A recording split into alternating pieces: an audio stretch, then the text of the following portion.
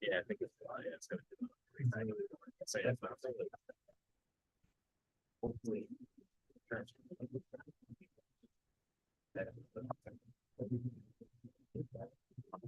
Otherwise it gets, it's gonna get.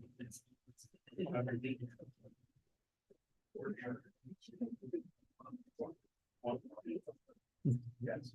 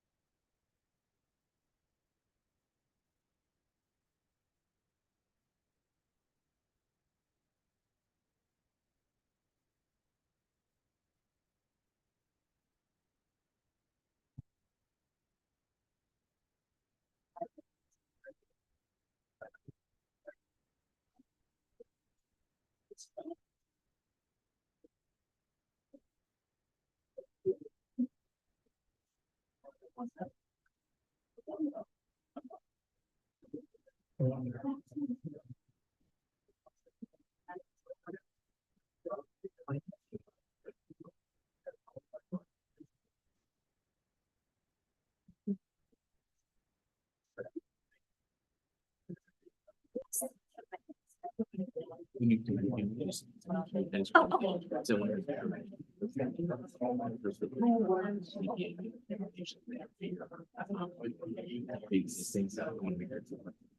Gotcha. Oh, okay, okay, That's what okay. All right, perfect. Yeah, I will definitely do that. And that's my plan for the end of this week. Yeah, not again. Again, I just wanted to Like put all that, blocked out. I just wanted to put that on your radar. Okay, yes, no, no problem. Yeah. Give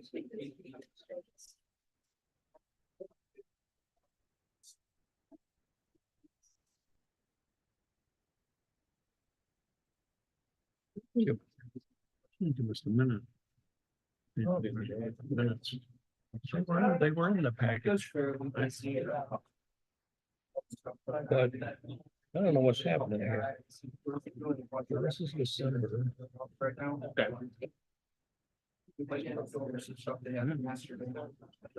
Something changed from the version that's in the website. So it's like it's something that's. Right. Tell me about.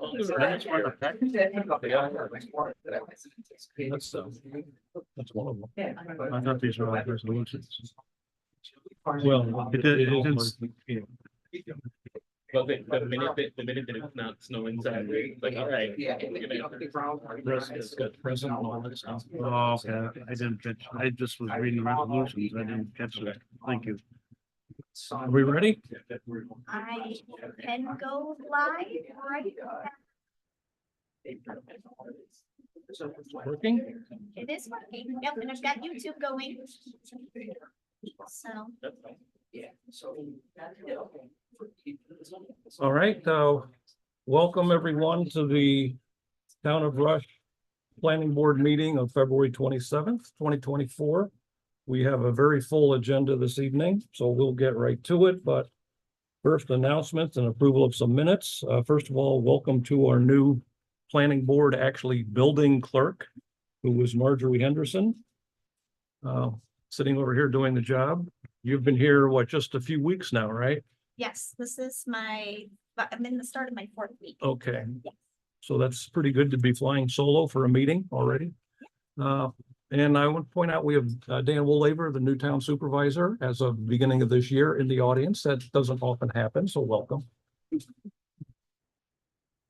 think everybody else has been here for prior meetings. We'll get into approval of minutes for, first of all, let's go through the attendance of the members to make sure we have a quorum officially. Okay. Member Moise. Here. Vice Chairman Ast. Chairman Strack, Here, Member Corbin Here. and Member Wisniewski. Okay, we have 2 minutes to approve, one from December 19, 2023, which was postponed previously. And we do have a copy of those. I think everything's okay. I thought I saw an error in the set that is on the town website, but it looks to have been fixed here. Has everybody had a chance to look at them? Yes. And anybody have any changes? Anybody? No. Okay, I move that we approve the minutes as written. Do I have a second? Aye. Okay, Okay, Member Moise, Aye. Vice Chairman Ast, Aye. Chairman Strack, aye. Member Corbin, Aye. and Member Wisniewski. Okay, we'll move on to the minutes of January 23rd, 2024. I do have a change there on page 6 and 7, actually.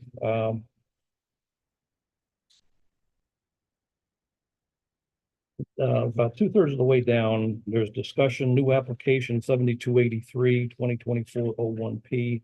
It would just be better if the address was stuck on the front of West Henrietta Road. That was actually my error that was carried through.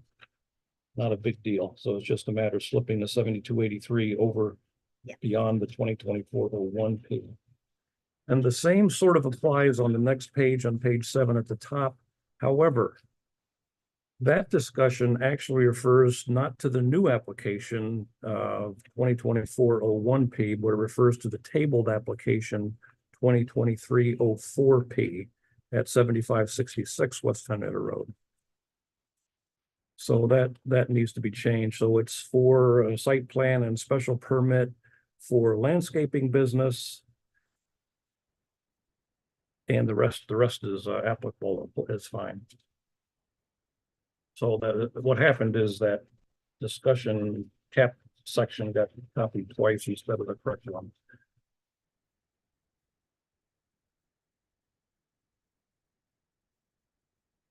Find it. If anybody else have any changes? No. Okay. I'll make a motion that we approve the minutes of January 23, 2024 as amended. Do I have a second? Aye. Member Moise, Aye. Vice Chairman Ast, Aye. Chairman Strack, Aye. Member Corbin. Aye. And Member Wisniewski.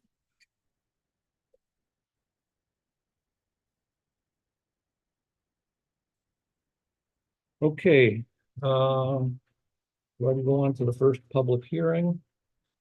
This is the 2024-01P site plan review and special permit to install fuel filling stations. I'll let Marjorie read the notice. Notice is hereby given that pursuant to the provisions of the Town of Rush and 274A and 274D of the town law, a public hearing will be held by the planning board of the Town of Rush at the Rush Town Hall, 5977 East Henrietta Road, Rush, New York, on February 27th, 2024 at 7:05 p.m. to hear all persons interested in the following applications. Application number 2024-1P and 2P by Rex Cameron for a site plan review and special permit application for an installation of a gas canopy, underground fuel tanks, curb cut and widened curb cut. Drawings show proposed other expansions. The parcel is located at 7283 West Henrietta Road, Rush, New York, 14543, with a tax parcel ID number of 213.1-1-23 and is zoned commercial and limited industrial. Okay, do we have a representative here? Would you introduce yourself and explain what you'd like to do? My name is Rex Cameron, I'm Tri-Tech Home. And I want to tell you, at the time we did this, we were advised to put in everything on the curb cuts and the Dunkin' Donuts and the charging stations. But at this point, like, if we're really only looking for a fuel. See, part of it right now. Kind of complicated with everything else, you know, it got complicated. Okay, well, here's the problem with that philosophy. We are obligated by the town code to check things like, the internal traffic flow, the, parking spaces, the parking for loading, offloading, and essentially all the typical requirements that depend upon the development of the whole site. So while theoretically we could ignore the other future possibilities, it's risky because it would be first come, first serve. And if the owners really wanted to provide other features, other uses in the future, it might be prohibited by what's done with the first part. So unless you take it as a whole, which is what we like to do, you're at risk for not being able to develop it further. And that's not a philosophy we like to follow, frankly. Yeah. You're probably aware of that. Yeah, I wasn't really sure how it was a phase one, phase two type of thing. Yeah, but okay, but if you're phasing, you still need to know what's coming. Oh, yeah. Yeah, that's. It's Okay, kind of well- what I'm playing right now. We have some other difficulties and shortfalls with the application, so we'll keep plugging along. But that was one of my fundamental questions, is exactly what are you applying for? And I guess it's the fuel at this point, and he's the owner right here. Oh, and the curb cut is I get what we're looking for. And to be honest with you, what I really need is the existing curb cut right now on West Henrietta Road. If you're familiar with it, like, you know, it's got the, you know, if nothing else, even if we can't get the other one over West Scottsville Road, which is probably gonna be an active ad with the state. That has to be widened to get the trucks in and out. And it's got the curb, you know, and the curb runs into the property line. But it does have to be made wider. But do you have done a traffic study to determine how much traffic you're expecting? See, honestly, You talked to DOT about what requirements they would have as far as modifications to 115 to accommodate your widened driveway? no, I haven't yet. See, here's the thing, the property's being sold.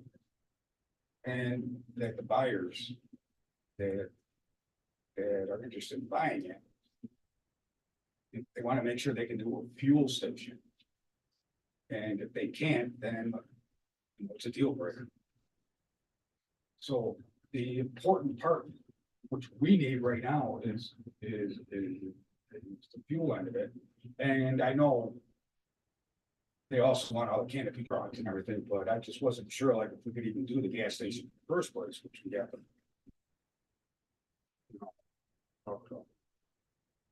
Yeah, well, there's a lot of questions, so if you'd like me to try to answer that, we can, but I mean.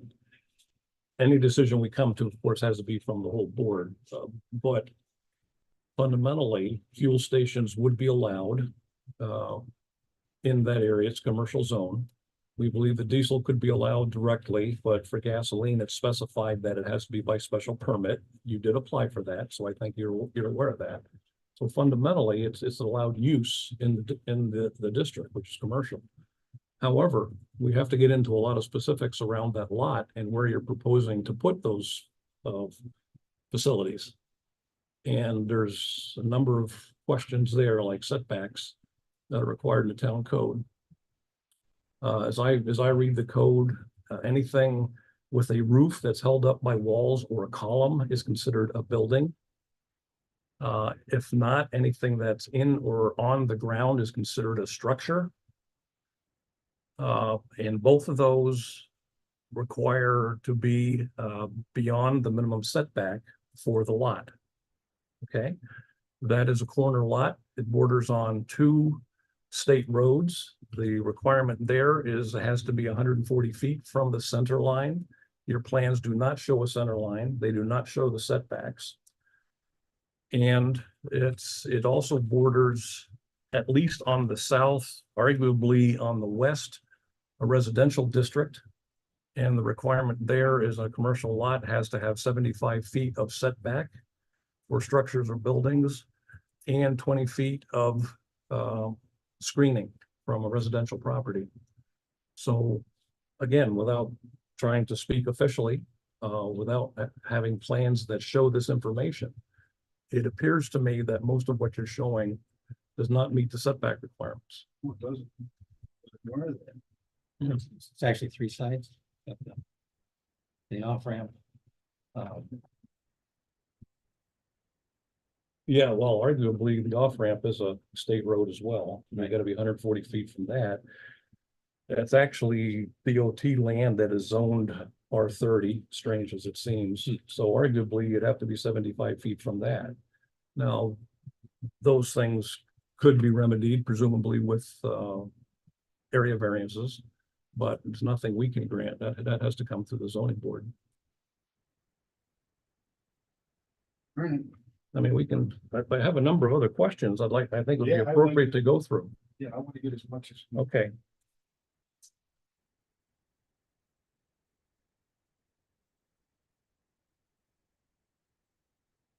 So just looking through your application, you have not provided a EAF, environmental assessment form. I believe our town engineer is recommending a full EAF for this application. That was checked off on the checklist on the application form, but I didn't find an EAF in the packet, so I presume you didn't provide one. The ag data statement, there is a sheet in the packet. And it's checked, well, I guess it's not checked off as having provided it. The sheet, as I read it, doesn't state if there are any farm operations within 500 feet. The sheet was there, but it has a list of lots within 500 feet, but it doesn't state if any of those are ag operations or not. There it is. Yeah, it says see attached, and I don't see anything attached except a list of addresses. It doesn't say which are. So you essentially, you either need to say no, there are no agricultural operations within 500 feet, or you need to provide a list of those which are within 500 feet. And that's what the list is on the back. Well, that says what the properties are, but it doesn't say, are those all agricultural? They are.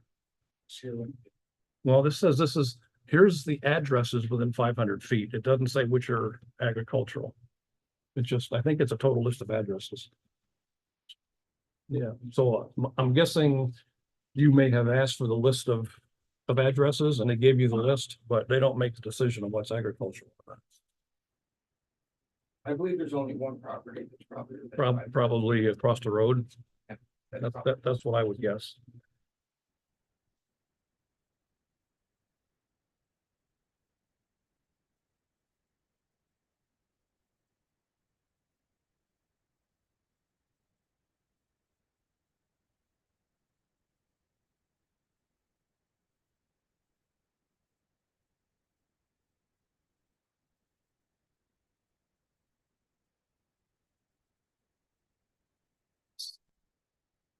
So there's a lot of paper to keep track of here.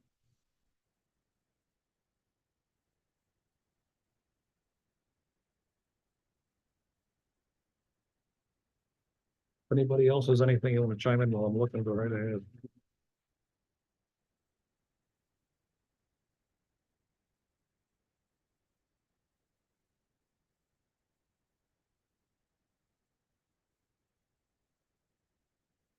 Well, let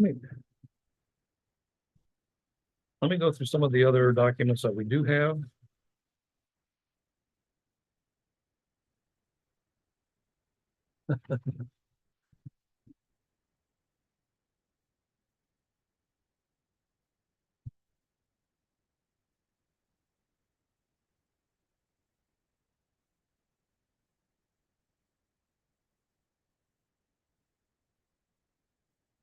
Uh, Matthew, do you want to go through your list? I mean, I can briefly, so this is permitted use, just commenting from my letter, go through and paraphrase, but, so it would be required to have the special use permit, you know that, got already with the fact that we need a EAF part one, needed to be a monthly action. Would be great to have a statement of operations that's detailing exactly what you're applying for, not necessarily everything that was identified. If you're just looking at a curb cut and fuel station, state is up to then the statement of operations for how the business is gonna operate. Hours, expected traffic, the more information the board has, the better. It would be as comprehensive and detailed as possible with eliminating the need for questions later on. And then the site plan will need the height of the existing buildings, proposed structures, all the location of the facilities, pedestrian and vehicular circulation, egress and grass, location of truck loading areas, circulation of trucks off the property, off-street parking layout, any proposed site improvements, drains, culverts, retaining walls, fences, stormwater drainage provisions. Important to note that fueling stations are considered a hot spot by the New York Design Manual, so stormwater is not allowed to be directed to infiltration areas. They'll have to be given kind of on site, that filters, so minor. I can provide more specifics regarding that. But the canopy drains can drain, straight out on. Yes.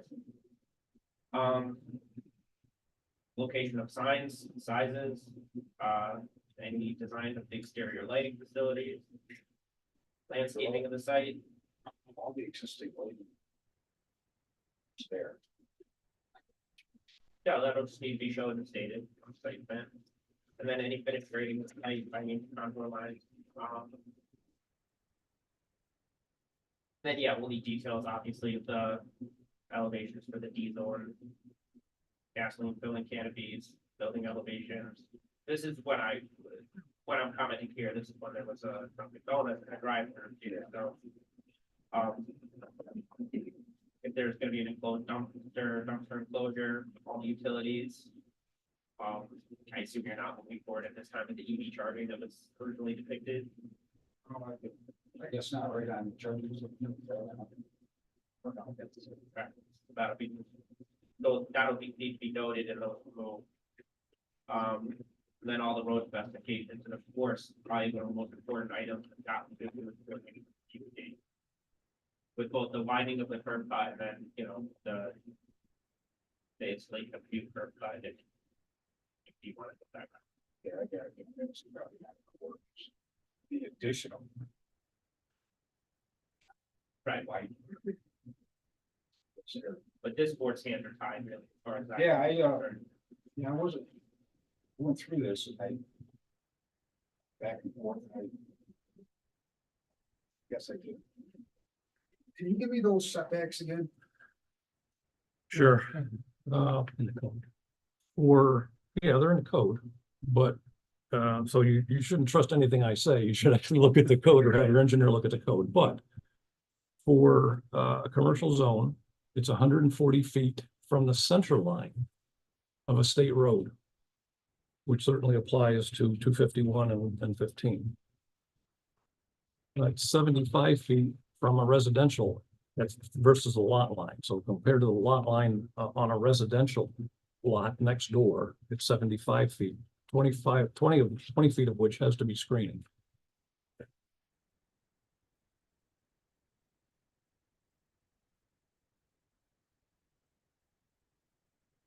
So the 140 feet would apply to any road, even if it's not considered the front of the property. If it's a side of the property, but it's on a state road, or the rear of the property on a state road, it's still 140 feet from the center line. State. Well, you got residential lot to the south. Yeah. Yeah, in fact, the house is very close to the lot line.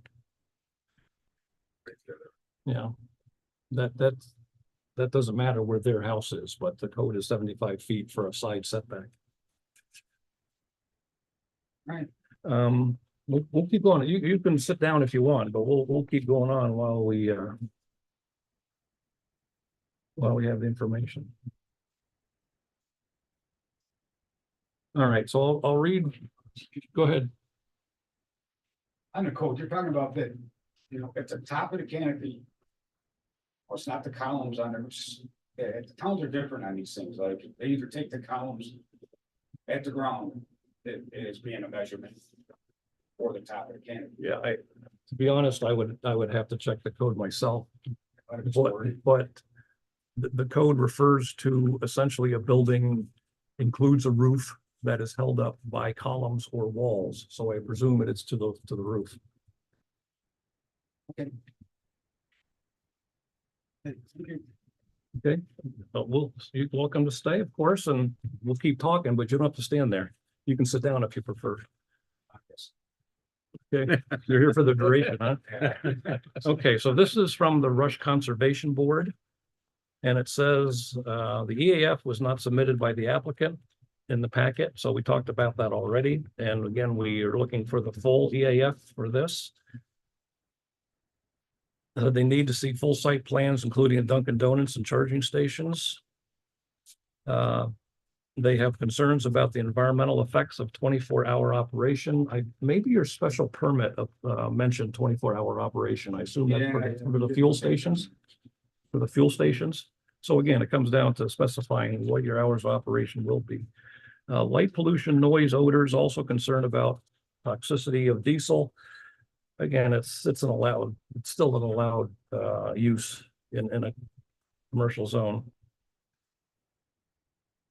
They mentioned, keep in mind, these are Conservation Board people. They mentioned that adding diesel and gas stations are counter to the goals of carbon emission reduction. Well, I don't think the town has a goal for carbon emission. And there's a lot of things that are allowed by the town code that maybe not in line with global warming, but that's something different. It says no septic showing. We'll talk more about that. Also, no barriers shown to protect neighbor properties. Question why all 8 charging stations are Tesla, not for other EV charging. See site map.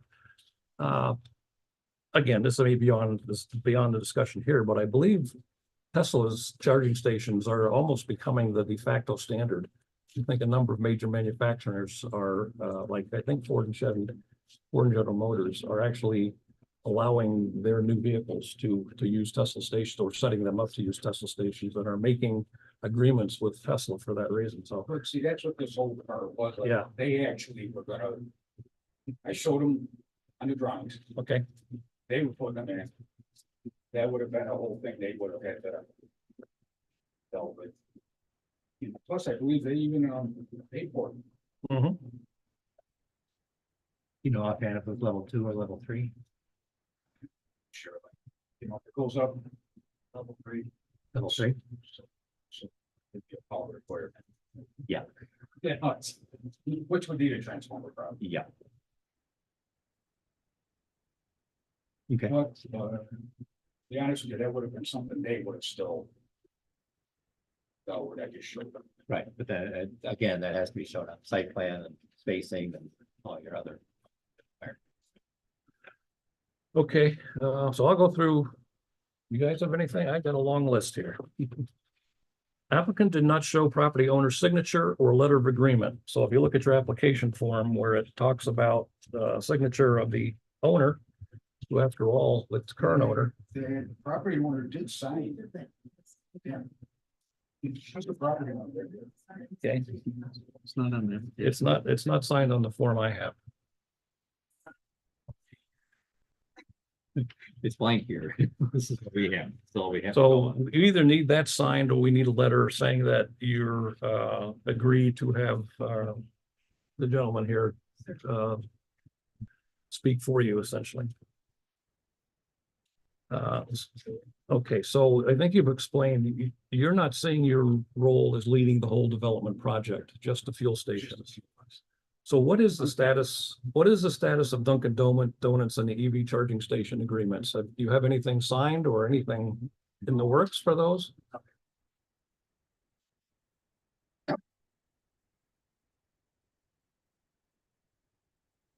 Okay, so you're looking at the drive-through and EV charging as kind of a placeholder. You're not really seeking approval for that, which, as I said, that's not a way we would prefer to go.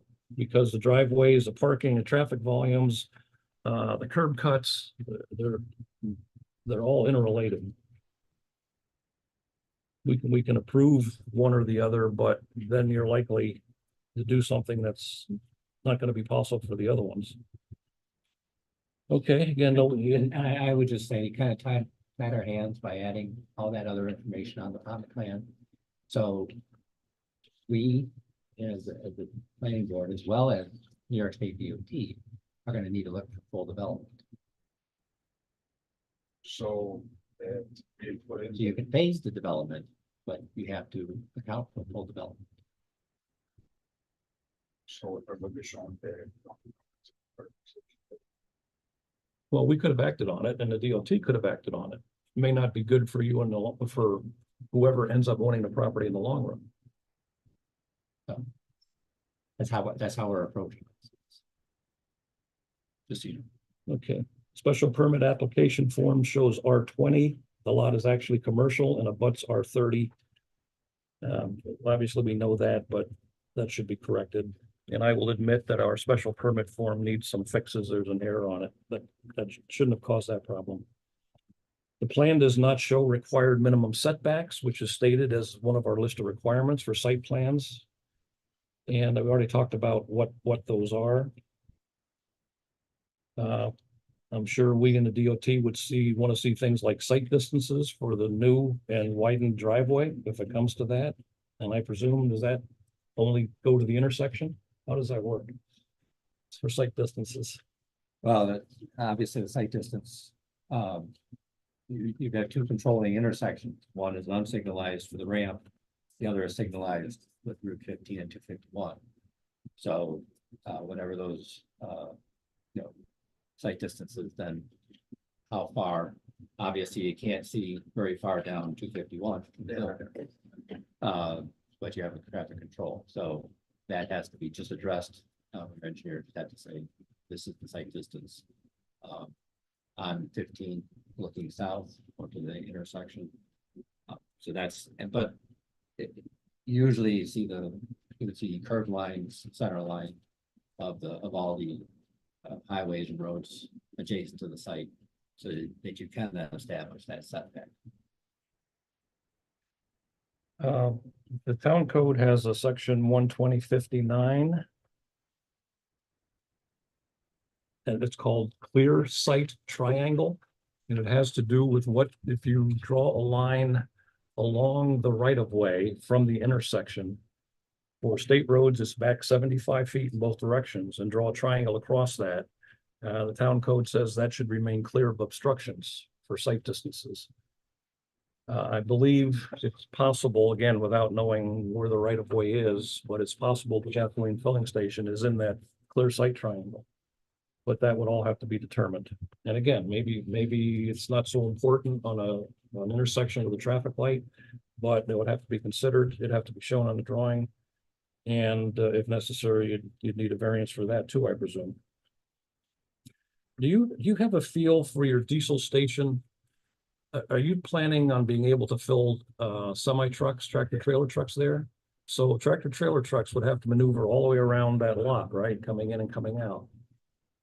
So that's why at this point, I couldn't do it, traffic circle. Because I was still up in the air on the curb cuts. As to where, like, this was more of a, like a, fuel side of it. And other curb cut over West Scottsville Road, that is probably not. Probably not gonna happen, but I do need that widened curb on Western Road. Well, we would have to see, indications or drawings of how the trucks would maneuver around the site and see if that's even feasible. Because, well, I know you only want to get approval for the filling stations, but we have an obligation to make sure we're not creating an unsafe or impossible traffic situation. It's stated very clearly in the code, we have to consider essentially the traffic movement. and, inside, it's just inside your property.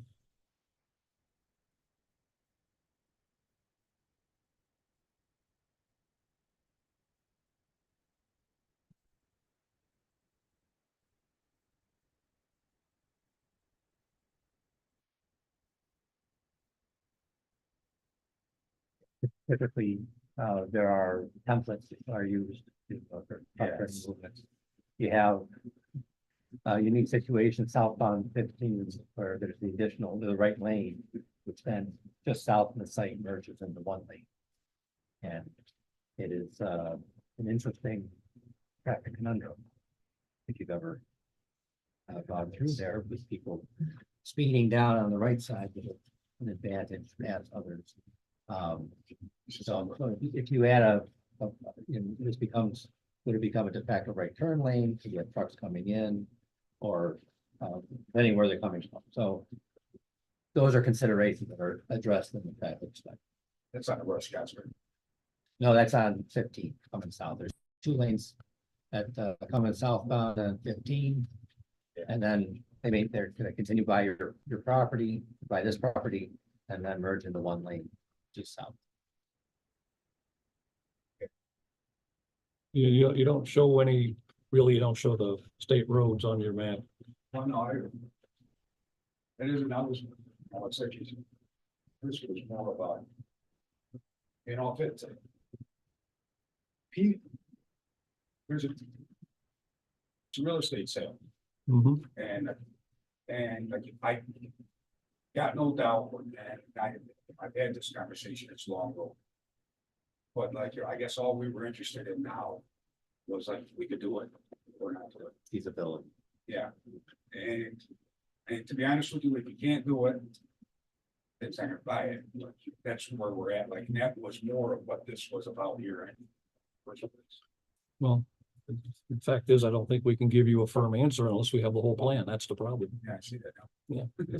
So I'll keep going on. So since we showed, or you showed the drive-through for the proposed Dunkin' Donuts, you need to get into how that impacts the whole site. And for example, it looked highly unusual to me that between the speaker on the one side of the building and the essentially a takeout window is on another side of the building, and there's a right angle 90-degree turn to get from one to the other. I don't, that's unusual. I'm not used to seeing that. But I have seen references that say it's possible that a corner that is has a 10-foot internal radius and is 10 feet wide is feasible for a drive-through. Now that would make it, because I think you're showing a 20-foot lane. So if they were already to the outside of the 20 feet, you'd have a 10-foot internal radius. It's just unusual, and it's not very comforting. To be honest with you, there's a lot of. I only work in the state, at station, but go on to a lot of the.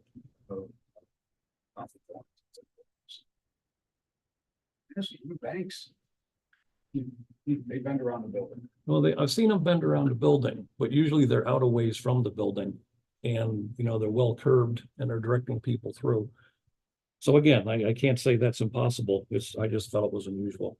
But another issue that, if you look at what's called stacking, so cars waiting to get into the drive-through, if somebody's at the speaker, there could be more cars backing up behind that. There's essentially no room there. It's virtually right into the area of the fuel station. So typically, any specifications you see, they want 5 or 6 cars worth of stacking ahead of a speaker. This has reasonable distance between the speaker and a takeout window. You could probably fit 5 cars there or so around a corner. But there doesn't seem to be any stacking ahead of the speaker area. Not much here on the back. Oh, that's what you're talking about from the window to the back, right? Right, the window, well, the window or, well, the speaker down the side of the building, around the corner and to the takeout window, you could probably get 5 cars in there. The problem is there's no stacking ahead of the speaker. So most places you look at what's required is either like 12 cars total or 5 or 6 ahead of the speaker and 5 or 6 ahead of the window. You're probably okay ahead of the window, but there's nothing there ahead of the speaker. There's lots of examples of other. Yeah. You can pick up that data. You notice, I've heard that up to 70% of the customers are using the drive-through. So it's a high volume situation, and a lot of places are now going to 2 lanes for taking orders. So, I mean, this is all part of the consideration that has to be incorporated in the plan.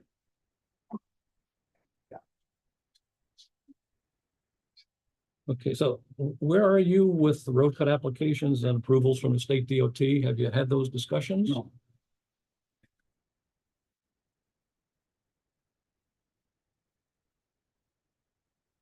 But again, that, Again, like if we were gonna, this wasn't gonna work, you know, obviously, I. No, but I guess that's not really working for me either. I get what you're saying. You know, and then at this point, I wish we didn't complicate things with everything else in there. But we did, so. okay, But then what Scott is reading and addressing are our site plan issues that we would probably deal with at the town. But many of these issues are, we have to deal with the state as far as their permitting process and what requirements they have for a commercial development. So that's why you need to have that discussion with the state. There's As far as the curb cut, traffic patterns, you know, egress. and traffic study. Yeah. okay, so again, we talked about we need to show the ability of semi trucks or any other vehicles to navigate around the property.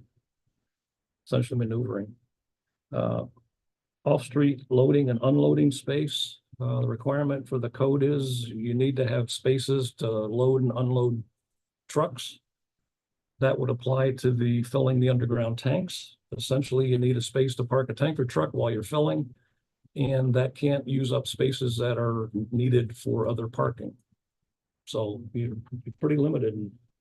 But there isn't any parking over there. Okay, well, you need to show where the truck would park Yeah, when it's filling the tanks. Okay, maybe that's no problem.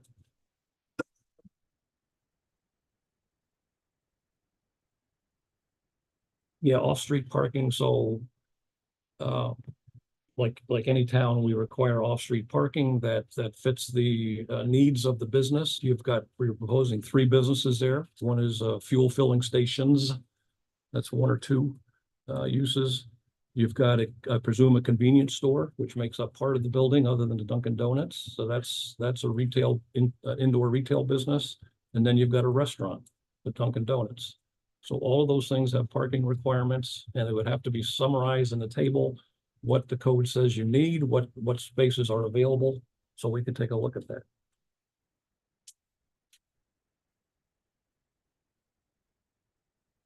Anybody else have anything? No.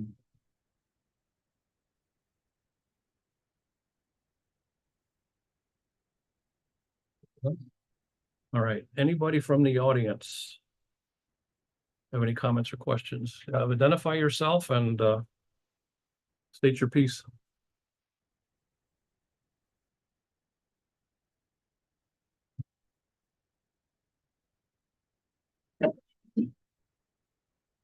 Good evening, Jeff Donner, 8427 West End Road, Rush. I didn't plan on speaking to this tonight, but watching this whole process unfold with this gentleman, having been as chair of the planning board and served on the planning board for over a decade. The question I have is, how come for a project of this extent, probably should want to the workshop before public hearing. I agree. So I see that would save a whole lot of time tonight. As far as ingress and egress, having lived on West End River Road for 4 years and gone through that intersection, first I welcome this business. Fuel tanks, diesel, Dunkin' and charging stations. If I could, hundreds and hundreds of times people pulled in our small farm market and asked where's the nearest gas station. They got off 390 And they don't, the gas station is down here in town, they end up, And they don't have diesel. they don't be so, they have plenty of gas, but people end up in their place, and they've been on E for a while. And, they're low frantic at that point, so I think a business like that would work. As far as ingress and egress off Scottsville Road, I think, I don't know. The applicant talks about the, denial from the state. It would be interesting if there was a partnership between the town and the applicant to go to the state and explain why that ingress and egress off of 251 Scottsville Road is vital, because you've got, as Carl said, you've got 2 lanes heading south at 55 miles an hour, pretty light, because they've come off 390.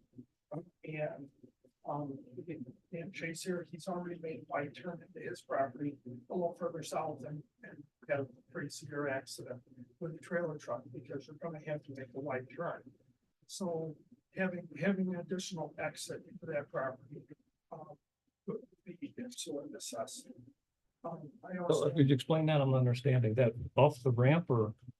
so if you're heading south, Scott, coming off of the ramp and headed south on 15, on West End Road, you've got 2 lanes. And the right lane merges Right. into the left lane. Right. And at that point, I mean, you can easily be doing 55 plus, which is 55 in that area. And if there's a truck in the left hand, in the east, on the east side southbound lane, to try to make To a wide make the turn, wide turn. and there's a car thinking they're gonna pass on the right, there's just gonna be issues. Mhm. I also would look at the elevation of the property coming off of 15, because if you're pulling into that with a low boy, that could be an issue getting up on there, because it's really good grade. As far as, I have marked down here tax revenue to the town versus Livingston County. That would bring in additional tax revenue to the town through sales tax. Lighting criteria, and timers. I was on the board when Dorschel first came in with the car dealership. And there was a plan for that property way back when. And that plan was followed for a few years, and that pretty much hasn't been followed since. Now Tough Trucks right now, they want use lighting like the previous owners did. But there is a plan for lighting, a pretty extensive plan for that property. Septic system, of course, needs to be large enough to handle traffic public. Charging stations, I feel awesome. It's not a farming I travel through the northeast and winter months for the seat company. And the gas stations that go, of course, I'm trying to get gas powered vehicle, but the charging stations are usually completely built vehicles and vehicles waiting. The county has charging stations here, but I don't think there's signage up by 390 directing people down here. And then the last thing I would say is there's a clean energy policy for trucks. It's going to be a station, then there just has to be something in policy. If it's 24 hours to have the diesel trucks running. That's all. Yeah, thank you.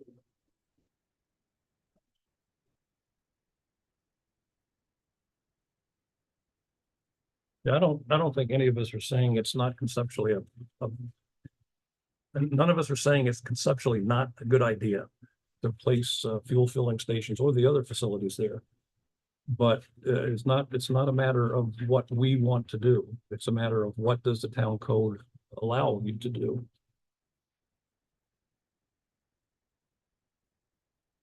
Would it be okay if I address some words? Sure. So my understanding, the dorsal property at Kitty Corner. The frontage on Route 15 is without access. So there's a 1-foot strip of right of way that the state bought without access. You cannot cross that for any access purpose. The dorsal traffic study requested a break-in access. And if it was developed, I believe the state was going to require only right in, right out for that location. I think this is the same situation on the frontage of 251 for the property. It is bought without access. So they're part of the traffic study would include a break-in access request. That's that's what would be, required for them. And looking at the geometry, it would be difficult for a left turning vehicle to enter the site at that location. Thus, a right in, right out may be what would be required. So those, otherwise you're going to be doing parallel left turn lanes. And that's going to be a geometry issue, short distance from the intersection. So those are considerations, but they have to be vetted out with the proper study, engineering study. So, but yeah, it's just the process that to make it work, it's going to take some more homework. And regarding lighting, again, the code specifies 4 levels of lighting. And this one, being it's got drive-throughs and 24-hour service and a lot of traffic in it, is the highest level of activity, which requires the most lighting. And there's different standards for the different levels. This would be a high. And unfortunately, that would be counter to what you'd like to see for the neighbor residential property, which the house is very close. So that would have to be worked through. But there are standards for lighting required. So what was approved previously for a car dealership that's not open that much and doesn't have that level of traffic might be different than what's required now.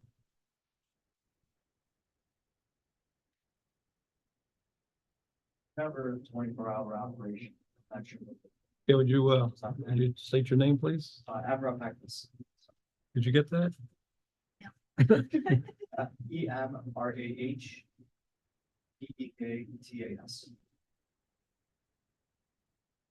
Okay, So you're saying it's not planned to be 24/7. That's 24/7. It's not 24 hours. Okay, but again, that's what one part of the application states is 24/7. I would like to state that we do have a 24/7 gas station operating in the town of Rock right down there as it stands right now, so I don't know why that would be an issue. We already have something like that operating in the town of Rock. No, I didn't say it was. I just said it has to be taken into account. The other observation or thought that I had while listening to some of the questions we had, would this really be considered 3 different businesses? I mean, it's a gas station and a convenience store and a Dunkin' Donuts. It's no different than the 7-Eleven down here. Would you consider that 2 different businesses because you're a convenience store and a gas station? Yeah, well, I'll let the town engineer address it. How are parking requirements figured out? My interpretation or my advice would be to look at the square footage of the entire building. And then take into account parking necessary for the fueling station. And then total that up as far So as. that you're adding 2 things instead of 3. It would be, yeah, you couldn't Yep. parse out the one building, it's a Dunkin' Donuts attached to a convenience store. You would look at square footage of that building, look at their statement of operations, see what their getting car trips are, make sure that's worn out, made sense. And then assess the parking requirement based on that, and then what's stated in the code for a single building. So as I said, we need to see what is proposed as the need versus what does the code say it requires. Ultimately, that would be the decision of the code enforcement officer and how they're interpreting the code based on what they're proposing, the underlying use, and then what parking requirements. It's really, It's technically a mixed use development. Yep. And there are guidelines and design I just guidelines. wanted to be clear to the applicant. Are they gonna have to look at the code and say, okay, well, Scott referenced having a restaurant, so we're gonna have to look at it like it's a restaurant. And we're using X amount of square feet for a Dunkin' Donuts, and then it's an X amount of square feet for the convenience store, and X amount of square. How are you figuring out that square footage? So if I heard you correctly, the applicant really just needs to understand what the square footage is for that convenience store. And then the parking for a fuel station, I mean, they're parked at the fuel station generally, right? And they're paying with a credit card, they're filling up and they're pulling out. The code covers that. It states that It you have to have a for position. whatever that is. You have to have a position at the fuel pump, and then it requires some additional ones because people will pull off for other reasons. Again, we're not we're not saying this is not a good idea. I think a lot of us believe it's a good location for exactly the facilities that you're proposing. The issue is, does a 2.9 acre lot on a corner accommodate all that?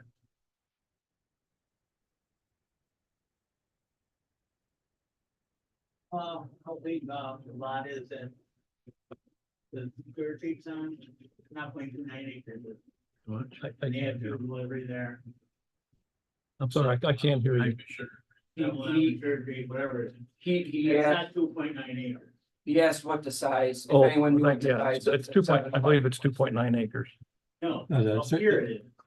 What is down in the corner? It's Sugar not Creek even down half. here. Oh, I have no idea. Trying to make the argument. That has nothing to do with this program. That was approved by somebody. They may have had a lot of variances. I have no idea. What exists in the town has no effect on what the town code is. Well, this is parking for gas stations. Sufficient parking spaces for all vehicles used directly in the conduct of the business, plus 1 parking space for each gas pump. 3 spaces for each bay and 1 space for every person employed. You gotta look at employees too. Okay. It's in the town code.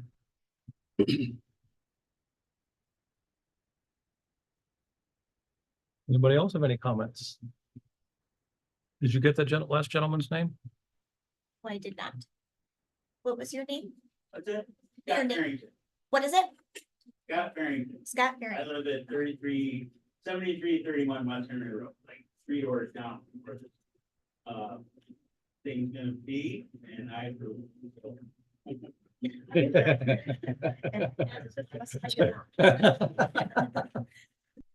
Mike, I don't want to crap.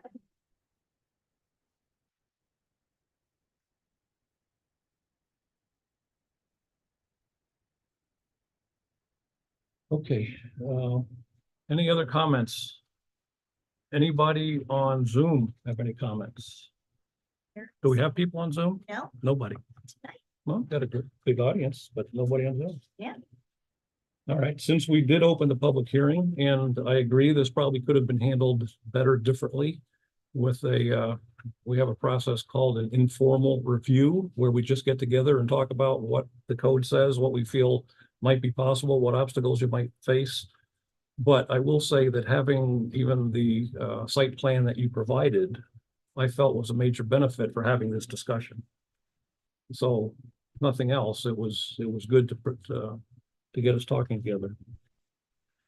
But since we opened a public hearing, we have 2 options. We can essentially table it, or what we use now is a continuation resolution, or we can close it, and in which case we have to make a decision. I don't think we're at the point of wanting to make a decision, approve or deny, because we just don't have anywhere near enough information to do that.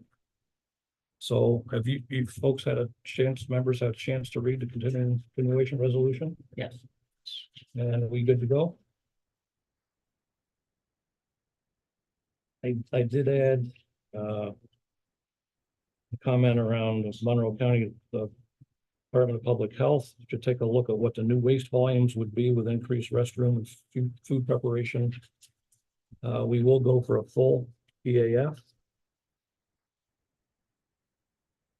I think that's about it. So unfortunately, I have multiple pages to read here.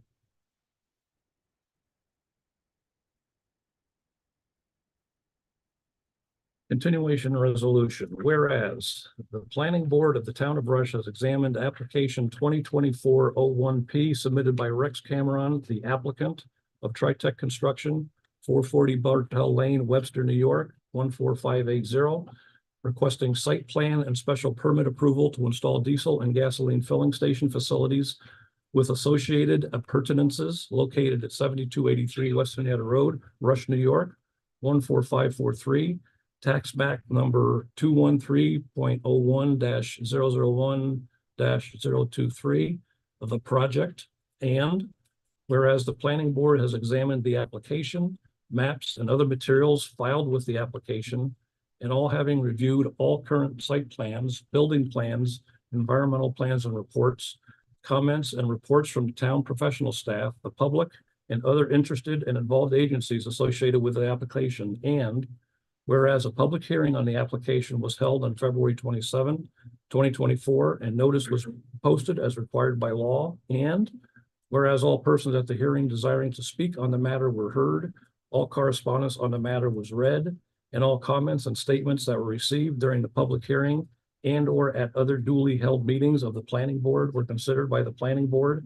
And now therefore be it resolved that the planning board desires to adjourn the hearing and hold the record open in order to allow more time for the gathering and presenting of information subject to the following conditions. And the hearing shall convene on, well, let me ask that question. I stated April 24th, 2024 at 7 p.m. Is that a reasonable time for you to pull things together? April, that's not the next month, but it's 2 months. Okay, April 24th, 2024 at 7 p.m. 1, the applicant shall provide any additional information or documentation regarding the project to the planning board. In parentheses, the supplemental information. And 2, the applicant shall provide the supplemental information requested on or before April 8th, 2024. So that's essentially 2 weeks. It would be the first Tuesday of April for a meeting on the 4th Tuesday of April. So it's 3 weeks ahead. The adoption of the foregoing resolution was moved by, well, let's come back to that because I need to read the supplemental information, don't I? Otherwise, we don't know what we're agreeing to. Yeah, Yes, probably, yes. yeah. Okay, so I'll come back to reading the adoption Right. of the foregoing resolution.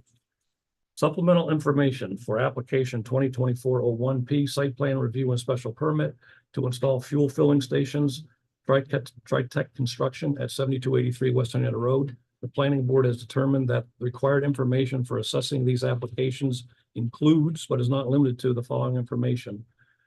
Provide a narrative that identifies the background of the proposed businesses on the site, includes hours of operation for each activity, the number of employees, and any desired future development not already shown on the map. Respond to applicable review comments provided by the town engineer's letter of February 12, 2024, some of which may be redundant with the listed items below. Provide the owner's approval and signature on the application form or by separate letter. The owner is listed as Autumn Winds LLC on the Monroe County Real Property Portal, so I assume that's correct. But what we need is a person's signature who represents that entity. Provide an ag data sheet or a statement that there is no agriculture within 500 feet. Property list was provided by the town. So that's an ag data statement, ag data sheet, or a statement that there's no agriculture within 500 feet. Provide a full environmental assessment form.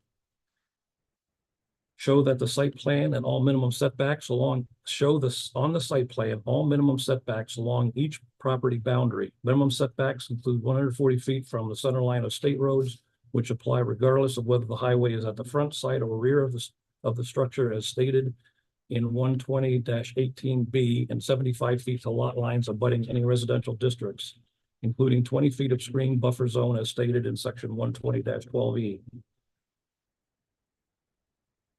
Where more than one minimum setback applies, the most restrictive setback determines the applicable minimum. Included a table of required minimum setbacks and proposed setbacks for buildings and each proposed accessory building, fuel station with canopies and accessory structures, EV charging stations, and underground tanks. Show approximate septic tank locations and capacities, underground sewer line locations, and leach field location and capacity to ensure underground fuel and charging station work does not interfere with that septic system capacity, and that septic system capacity can support increased wastewater demands. Provide approvals from the Monroe County Department of Public Health for the combined new waste volumes associated with increased restroom and food preparation uses. Road cut and DOT approvals. Provide approvals and any conditions required by the New York State Department of Transportation for any proposed new road cuts or access modifications. Include site distances for all new or modified access drives. Show the clear site triangle as described in section 120-59 to determine if any new accessory buildings or structures may obstruct the view of traffic approaching the state road intersection. Show 20-foot minimum landscape malls along highways, how those, and I believe that the facility does have those, by the way, approaching, though how those are proposed to be changed, including existing wooden barriers and curb appropriate for high traffic areas. based upon the intent of section 120-60 landscape malls. Determine and show a table of the number of required individual and total combined off-street parking spaces for gasoline, include other fuels also, filling stations, indoor retail and personal service establishments, and restaurants or other eating or drinking places compared to available parking spaces based on section 120-57 required off-street parking. Off-street loading and unloading space, show the location of tanker trucks when filling underground tanks and other such spaces required by section 120-58, including requirements that off-street loading and unloading space shall be in addition to and not considered as meeting a part of the requirements of off-street parking space. Off-street loading and unloading space shall not be used or designed, intended, or constructed to be used in a manner to obstruct or interfere with the free use of any street or adjoining property. A better proposal for the drive-through seems to be needed, especially stacking space prior to the order speaker. Suggest at least 6 spaces that do not interfere with other traffic circulation. Justify the appropriateness of a sharp 90-degree corner between the order speaker at the pickup window. Maneuvering and circulation of trucks, other vehicles, and pedestrians. Show how trucks, especially semi-trucks, will be able to maneuver from and back to the highways around the site and to and from the fueling stations, including around parked cars.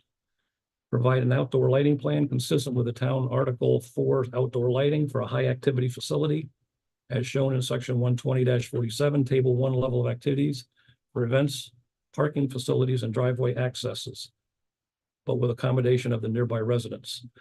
Provide all other applicable information stated in the Town of Rush subdivision and site plan application packet, site plan minimum requirements, including but not limited to item P, general notes, and snow storage locations.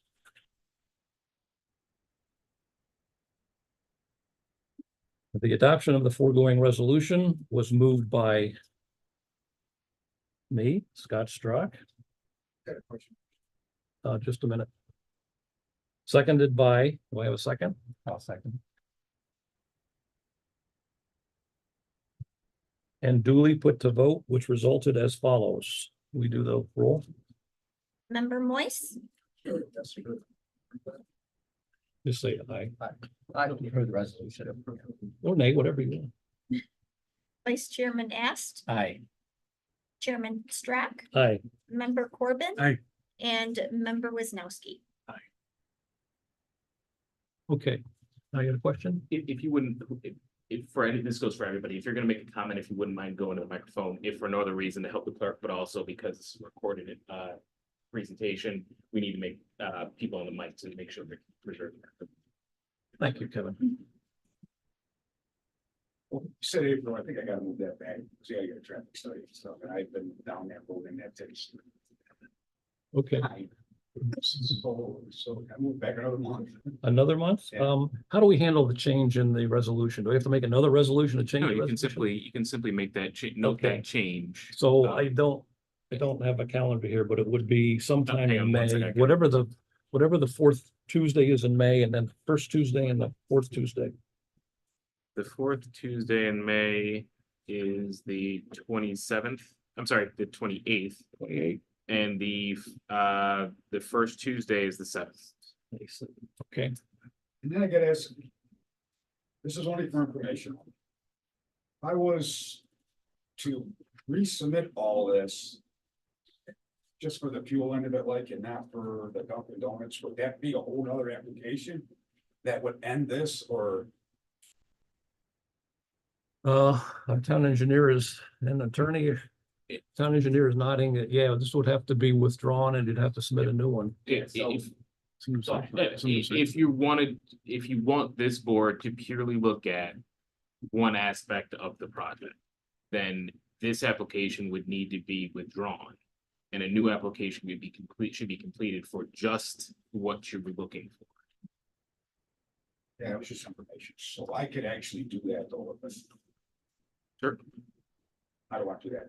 Yeah, okay, I mean, you're trying to make a decision, and, I mean, it may become apparent as you start putting the setback lines Yeah. on the property versus where you're proposing to show things that you may need one or many variances from the ZBA, so you may want to hit them up and see what they will approve before coming back to us. That was just what I was about to say, is that if you do indeed withdraw your application and submit a new application purely with what you're desiring fueling stations. Once you have setbacks, it may be to your benefit to have an informal review with the CBA, because really that's what's going to hinge upon the approval of this application. This board's hands are tied as far as variances that are granted. Well, when an application comes before them with variances that have been granted by a CBA, it makes their job a lot easier. Okay. But I could go there. It's for the center line, because where the canopies are. They just didn't go that far, because we weren't that far into the project. Okay, thank you. Just for point of information. If I do a rough scale off of this, it looks like the setback goes right through the billiard camp, Go through the middle of it. just roughing it out. So that's. It's a 24 foot wide. So I mean, that could go closer back, and it's only 12 feet. I gotta make up that. You'll have to determine what the center line of the Route Right. 51 is. Oh, yeah, I'm saying, but I mean. Yeah. Honestly, I get a surveyor, and he'll tell me where everything is, I can, I'll put that right in there, I can have that done. But I mean, that's why I wanted to push it back and make it, get some stuff. Yeah, I just the engineer. So if it does run through the center line. It's achievable, then we can, it's 12 feet. So. Figure that out. Yeah, okay, thank you so much. Yep.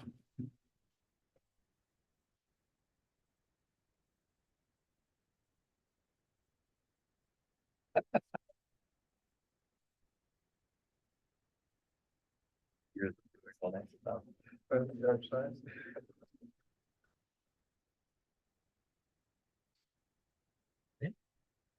Okay, Good job, Scott. that was an hour and 10 minutes. Moving on now to one that hopefully is not so complicated. That is public hearing 2024-02P, which is a site plan for a single family dwelling. Is there a William Benjamelli here? We're gonna read the, you can, please do stay there. That's fine. Would you go ahead and read the notice? Yes. Notice is hereby given that pursuant to the provisions of the town of Rush and 274A and 274B of the town law, a public hearing will be held by the planning board of the town of Rush at the Rush Town Hall, 5977 East Henrietta Road, Rush, New York, on February 27, 2024 at 7:15 PM to hear all persons interested in the following applications. Application number 2024-2P. It's also 3P written here by William Mangiamelli for a site plan review application to construct a single-family residence previously burned. The parcel is located at 600 Rush West Rush Road in Rush, New York, 14543, with a tax parcel ID number of 220.01-1-1-3 and is zoned residential.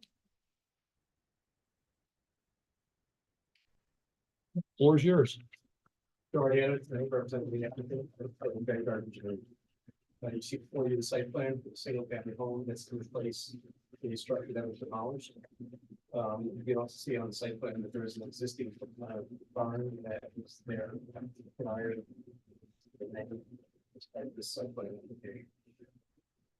The previous house was much closer to the road, as was the septic system. We believe that that septic system is not worthy of cover. So that was the new septic system. North of the property in the backyard, which has been reviewed by the health department, received comments from Bremco. He'd like me to extend the beach lines another 4 feet, and he wants me to incorporate one of the future lines now. So he wants 6 lines at 60 feet. But he really needs the size of our expansion. So we're going to make that change and submit that to them. But that's the only time from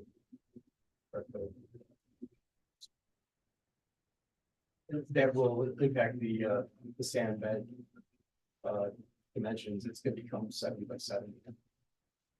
with that additional line and expanding lines.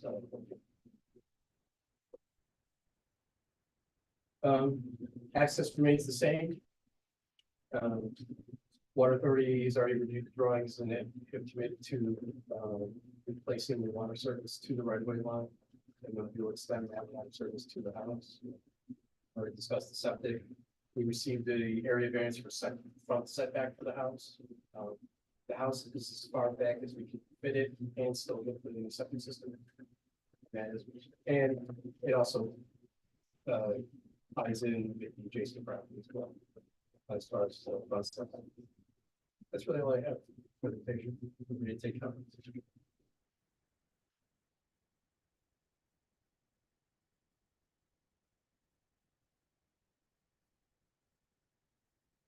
Well, I'm gonna go through. yeah, why don't we go through the documents that we're obligated to, and then we'll get into more questions from the members. So, again, our authorization sheet is not filled out exactly the way we prefer, but you clearly provide all the authorizations in letters, so that's no problem.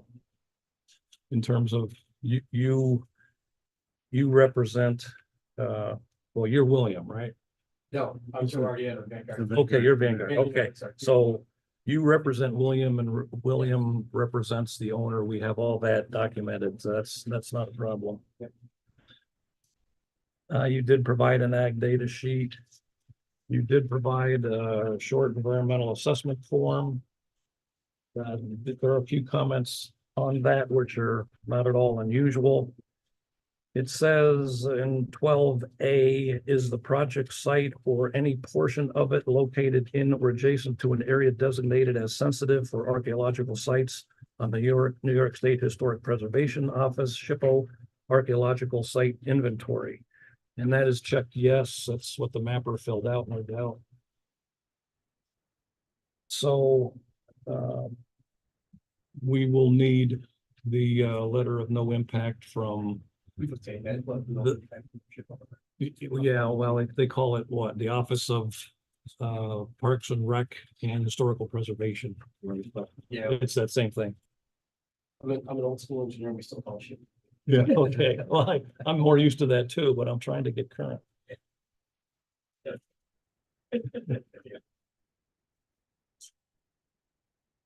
And let's see, was this? Does it have wetlands on it?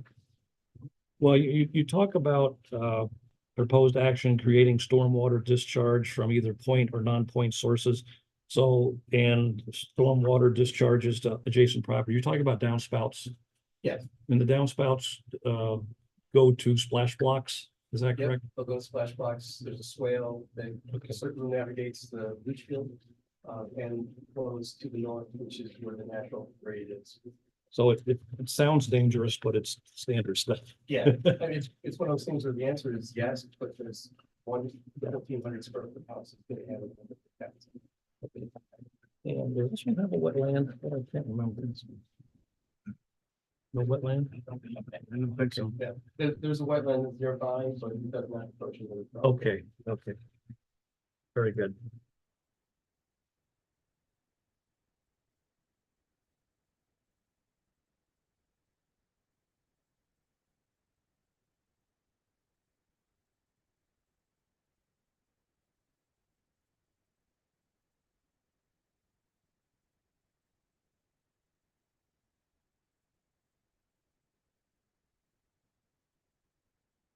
Okay, Matthew, you want to go through your letter? Yeah, we have a time on that. By the way, just a correction, I think your letter might say has not provided an EAF. You have. Okay. So we do have a short EAF now. This will be a secret type 2 action. We've already addressed archaeological concerns. Really the only things that got flagged on the EAF. Do the SHPO letter, just submit that. Be fine. I would just recommend to the board that approval be upon receipt of that SHPO letter. Yeah, Oh, yeah, absolutely. The only thing is, I assume that, there is the footprint of the existing structure currently on site.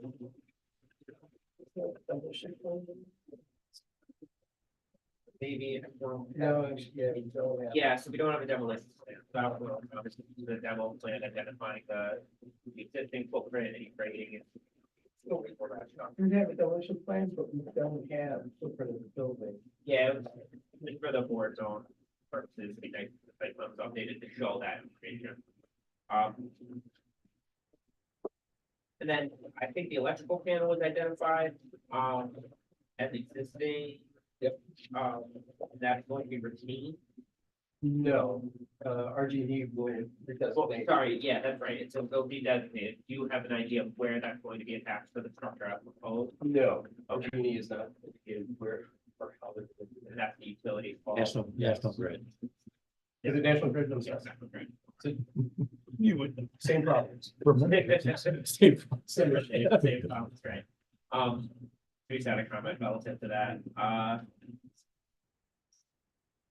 Is there exterior lighting that is being proposed for the new home? No, Right, and then. there's no site lighting. Right. It should be updated to show any and all variances, either existing or being. The plan we have was submitted prior to the. Yeah, right. You have since obtained variances, plan will need to be updated to show those. The distance to the nearest fire hydrant.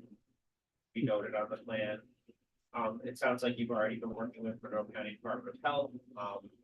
Obviously, I would recommend to the board that any approval be conditioned upon, the site plan being provided for Monroe County Department of Health recommendation. And then just, your boilerplate, make sure that road sediment controls are being installed for your safety plan. All of that is covered. throughout the structure. And I will get you a copy of that.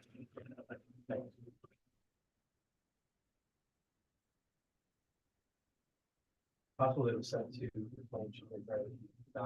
That's where I sent it. Yes, yes. She abruptly went on maternity. Oh, Oh. okay. All right. She had a 1 week kid with that. She's not sleeping.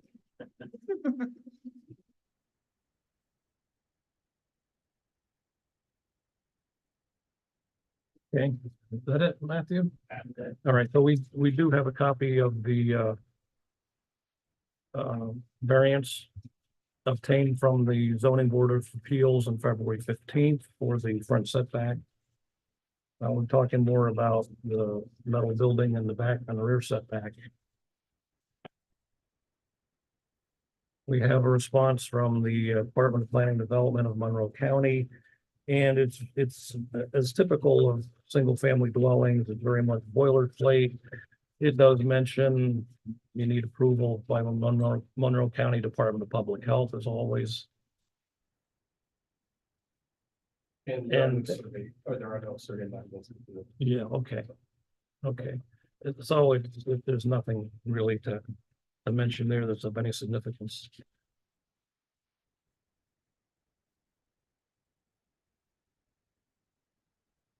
Anybody else have any questions? I think you answered it, but just, there is going to be in the grading, it didn't look like there was gonna be a designed swale in between the properties, but it looked like it just came off the leach field, just sloped down to the adjacent property. And Yeah, so from the house, I'm gonna put in a swale actually between the house and the septic tank. And then from the east side of the house, it's gonna run east and turn north between the leach field and the existing garage or barn. And then the west side of the house, that will go to the west and it's on the west side of the. Okay, So it's just gonna go around. just want to make sure there's not an impact to adjacent properties from a runoff at all. Yeah, if you look at when you look at the grading plan, you just put that swale in which concentrates flow, you don't want to concentrate the flow. Right. You go on the neighboring properties, so that's why I end the swale south of the property line, so that water can deconcentrate and return back to sheet flow for the property. And that's a wooded area anyway, so, well. But the water flows that way now, it will flow that way, and hopefully the same method as. Okay.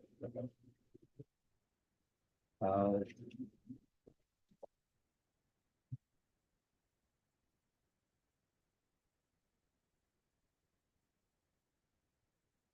well, as long as you show where I'm assuming that the foundation of the old house was just cut off and filled in. I don't know the answer to that. To be frank, I don't even know where the outline of the old house is. I took the house down. All right. So, yes, but if you, unfortunately, just for the record, if I go on, sorry. Thank you, Kevin. You're a good policeman. Chuck Wolcott.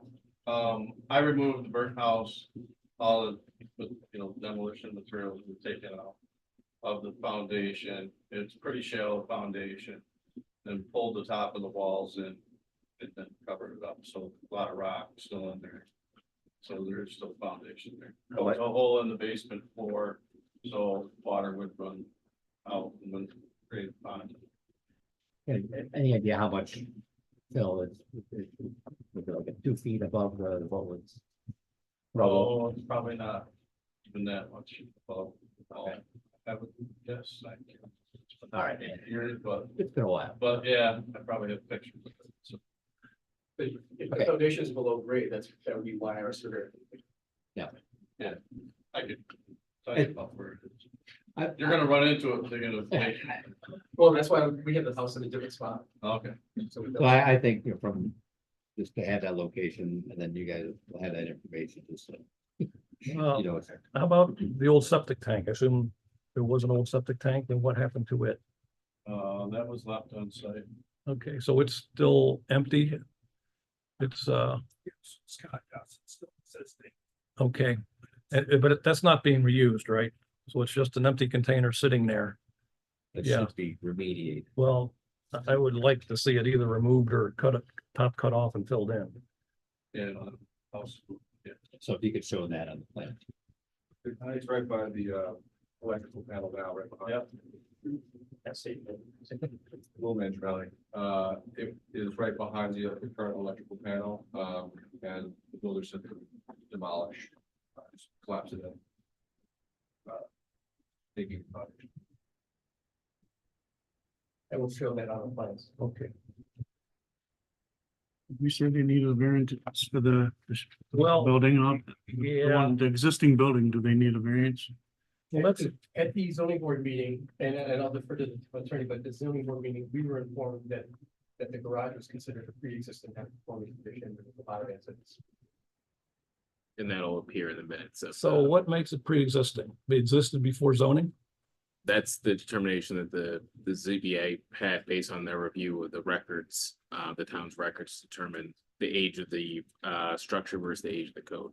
But there's incomplete records, but their determination was that it was pre-existing non-conforming. Looks like it was built around 2003, 2004.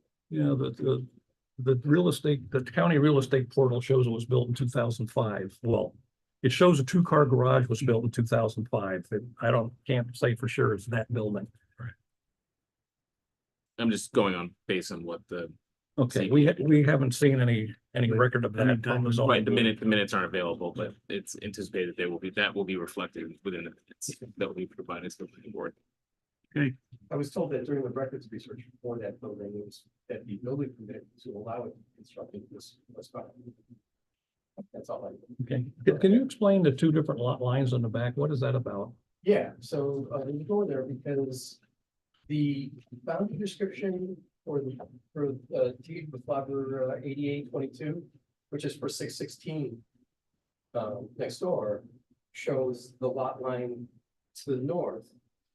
And the deed for library 11,964.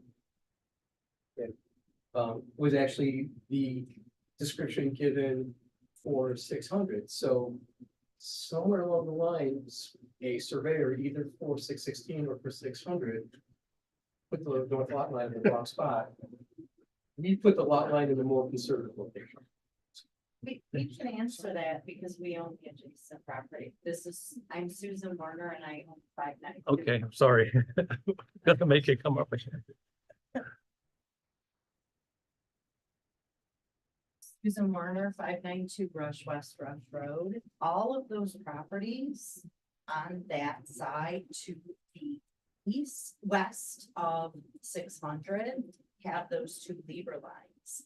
And, what we have figured out is there used to be a road that ran to West Rush and crossed 5 Points.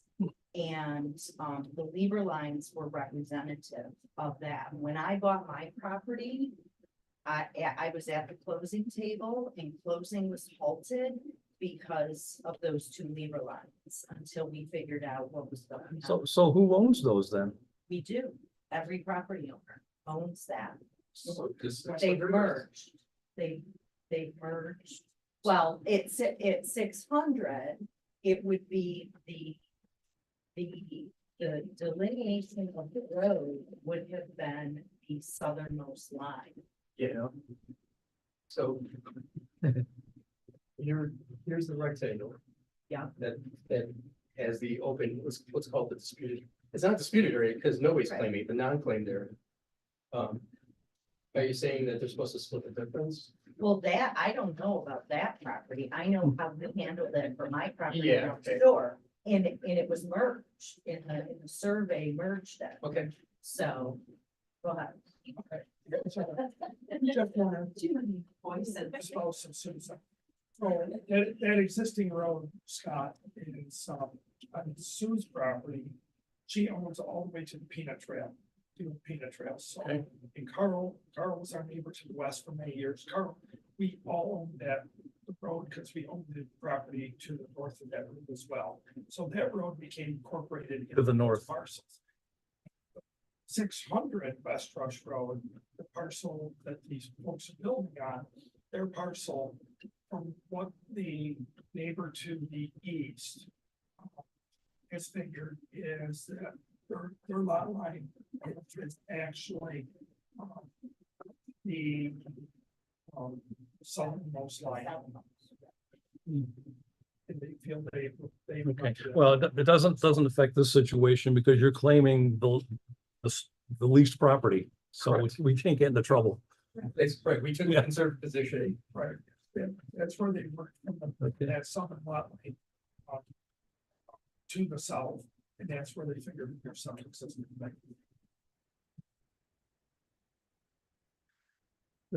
Okay. So I thought the demolition notes were pretty good, that they don't often see that, but maybe because we don't often get into this situation. But it kind of states removal of tanks if encountered, and I think is what we're saying. We want you to encounter the old septic tank.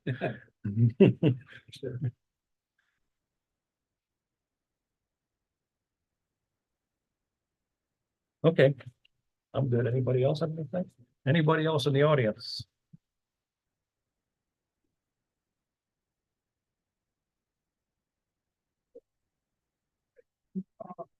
Well, again, Jeff Warner, Sue's spouse. First, I want to welcome our new neighbors. I think it's great for the young couples willing to invest in their time. It's not very common these days. We welcome his neighbors. Couple things I'd like to address. On the plan, it shows where there was some pump hole that for a drain that combined our property with their property, from the existing house and flowed to the north. And when Will was out, we actually walked the property line. We understand that some hole that's on their property. I ended up, I corrected that today. I went cut our line and look at the property. Because that way we didn't put our water onto their property. Okay, that's not shown on the map at all, right? It is. It's right here. Oh, okay. Right here, right? It's that right. So what it was, the existing house here, they ran it out here, I was running here, I rented a ditch witch. And we ran about a foot off the property line up to the woods. And he just connected into the same line and ended up, we met there. So what I did is I moved it. I cut the line and I put it over here now. So that way it's not on their property. And you're calling that a sump pump line. On. From what, that's, what numbers is? Right, 592. 592. Still Rush Western. Rush, rush, rush, rush. Okay, thank you. Scott, and then the other, that's the other thing. This layout between the two properties, between 600 and 592. I believe Susan, we've owned the property for 25 years. And I believe that there's an old French drain or something that comes under West Rush Road, draining the property from the south headed north towards the creek. That's why it's really bad. That area right on the property line, basically, there's a crab apple tree in that vicinity, will get pretty wet. Where there's actual seepage of groundwater. I would like to see that swale. Now our property naturally slopes off there, but towards the back where the engineer talked about sheet flow, I would like to see the swale go back about 180 feet from the center line of the road, headed north along the properties. Because we have a conventional septic system, we're going to have a raised fill, and it does get wet back in there. And so it would be great if we went back. I measured it out 180 feet would get the swale about 85 to 90% past our beach field. And then have it fan out. Let me clarify. So are you asking for a swale along the property line? Yeah, you show one now, coming off the septic system.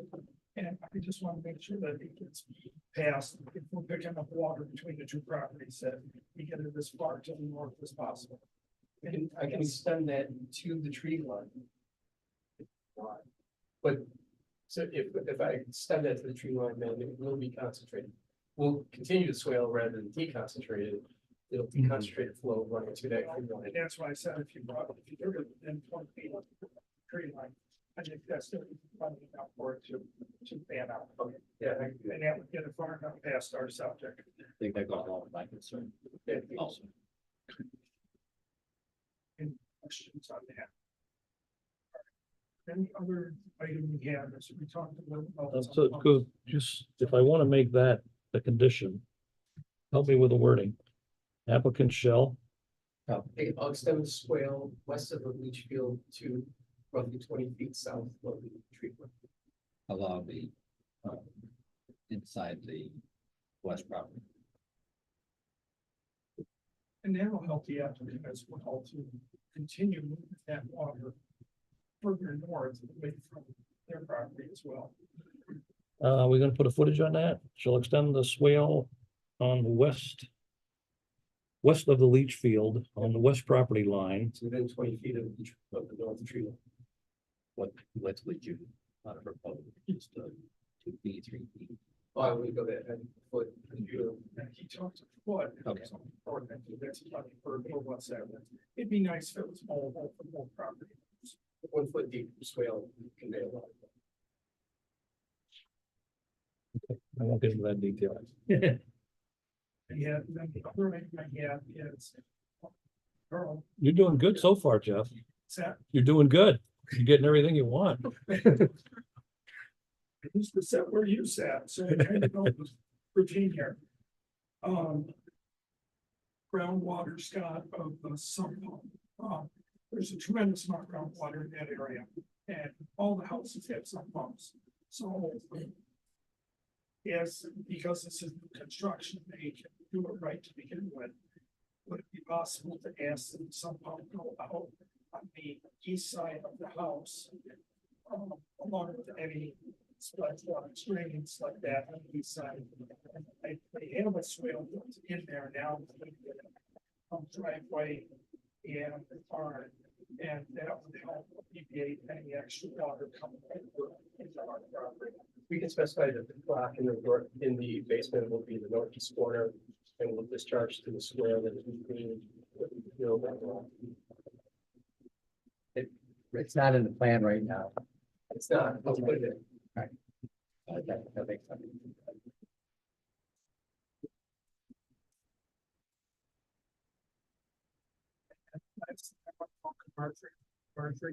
Yeah.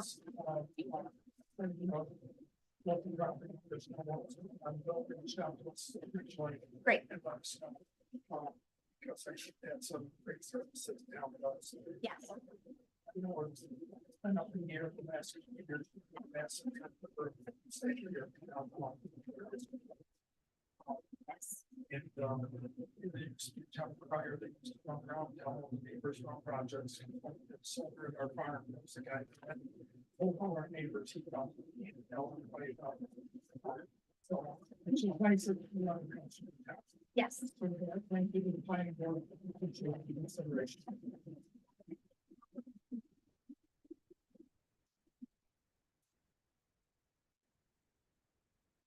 Okay. Anybody else in the audience have anything? Walk out. You guys okay? Yes. I'm good.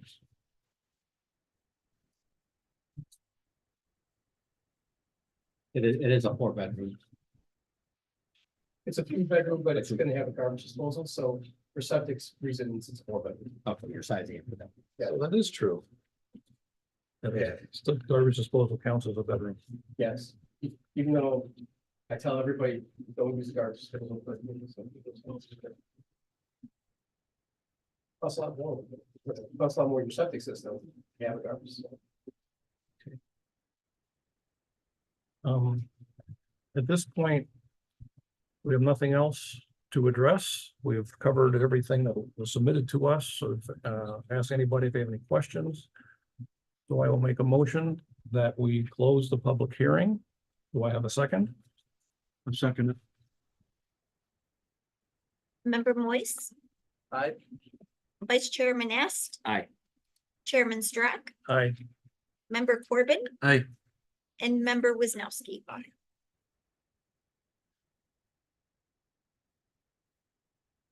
Attorney Overton, typically, we would hold off deliberations until the end of the meeting. I'm feeling maybe we could just get this one out of the way and hold the J. Crew for last, which it is anyway.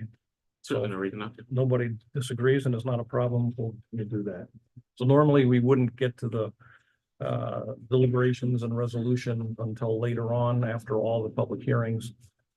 But I think it's appropriate just to finish this one up. Okay, so you've had a chance to read the resolution. I have added the applicant shall modify the site plan to show changes to the septic system. The applicant shall show modified sump pump line from shall show the modified sump pump line from 592 Rush West Road. Yeah, the applicant shall extend the swale west of the leach field on the west property line within 20 feet of the tree line. And the applicant shall place the basement crock in the northeast corner of the basement and discharge to the east swale. Do we want something from the ZBA showing, Oh, we got that. you did get that? Yep. Okay. It said the applicant shall obtain a rear setback variance for the existing metal building or shall provide credible evidence that shows the building is legally pre-existing. Okay. Okay? Yep. All right. Here we go. Resolution for site plan approval. Whereas the planning board of the town of Rush has examined application 2024-02P submitted by William Mangiamelli. I apologize if I'm mispronouncing the applicant. How do you say it? Mangiamelli. That wasn't too bad. Acting as agent for Robert Croston III for tax parcel 2020.01-1-3 on Rush West Rush Road, Rush, New York, 14543, parentheses, the property. Requesting site plan approval for a single-family dwelling on the property, and whereas the planning board has examined the application, maps, and other materials filed with the application, including the environmental assessment form, and all having reviewed all current plans and reports, including comments and reports from town professional staff, the public, and other interested and involved agencies associated with the application, including Monroe County Planning and Development. And whereas a public hearing on the application was held on February 27, 2024, and notice was posted as required by law.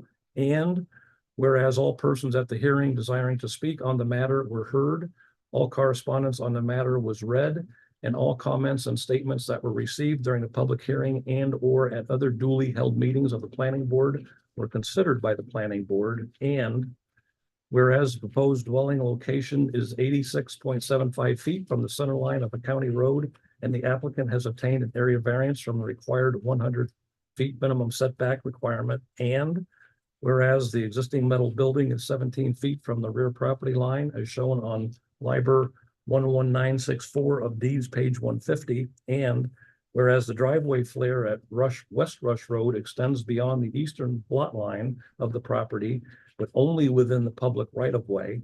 And whereas the proposed action will not encroach into or alter any wetlands. And whereas the demolition plans provided by the applicant include removal of any tanks and other structures if encountered. And now therefore be it resolved, the planning board determines that this is a type 2 action exempt from seeker review pursuant to section 617.5 C11 of Title 6 of New York Code of Rules and Regulations concerning the construction of a single-family residence, including provision of necessary utility connections. And it is further resolved that upon consideration by the planning board of the factors set forth under section 120-69B3 of the town zoning law, including the location and arrangement of buildings on the property, adequacy and type of arrangement of trees, shrubs, and other landscaping constituting a buffer between this and adjoining lands, adequacy of separate disposal of stormwater and sanitary waste, and protection of adjacent properties, the planning board grants site plan approval. And it is further resolved that site plan approval is granted subject to the following conditions. The applicant shall meet all requirements of the town engineer as indicated in the town engineer's letter dated February 13, 2024, including plan updates to show all variances that have been granted. A short environmental assessment form has been provided. 2, the applicant shall meet all requirements of the Monroe County Development Review Committee, DRC, review response dated February 7, 2024. 3, the applicant shall obtain approval of, well, let me go with this. Let me make this 3. Move everything down.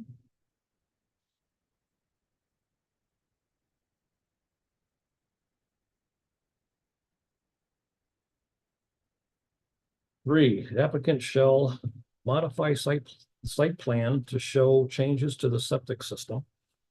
4, the applicant shall obtain approval of Monroe County Department of Health and Monroe County Department of Transportation. 5, the applicant shall obtain approvals of the town engineer and the Rush Planning Board Chairman, last. 6, no work is to commence until the applicant obtains a building permit from the town of Rush. 7, the applicant must meet any other applicable town building and inspection requirements. 8, the applicant shall obtain all other necessary local, state, and federal permits and approvals required for the project. 9, the applicant shall remove or fill in the old septic tank, whether or not encountered during other work. 10, the applicant shall obtain a rear setback area variance for the existing metal building or shall provide credible evidence that shows the building is legally pre-existing. 11, the applicant shall provide a no impact letter from the New York State Office of Parks, Recreation, and Historical Preservation, OPR HP. 11, the applicant shall show the modified sump pump line for 592 West Rush Road. That was 12. This is 13. The applicant shall extend the swale west of the leach field on the west property line within 20 feet of the tree line. 13, the applicant shall place the basement crock in the northeast corner of the basement and discharge to the east swale. Do I have a second? I'll second that. All right. Member Moise. Aye. Vice Chair Vanass. Aye. Chairman Strack. Aye. Member Corbin. Aye. Member Wisnowski. Welcome. It's a great neighborhood. Welcome to Rush.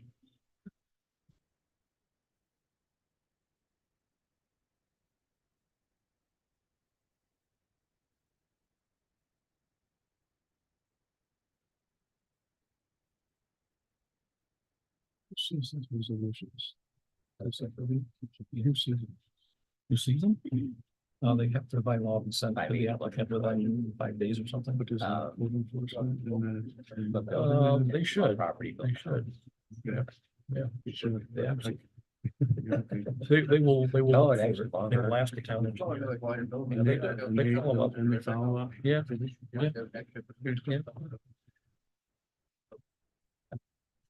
We can talk later about what the issues have been, but it's typically not a building permit problem.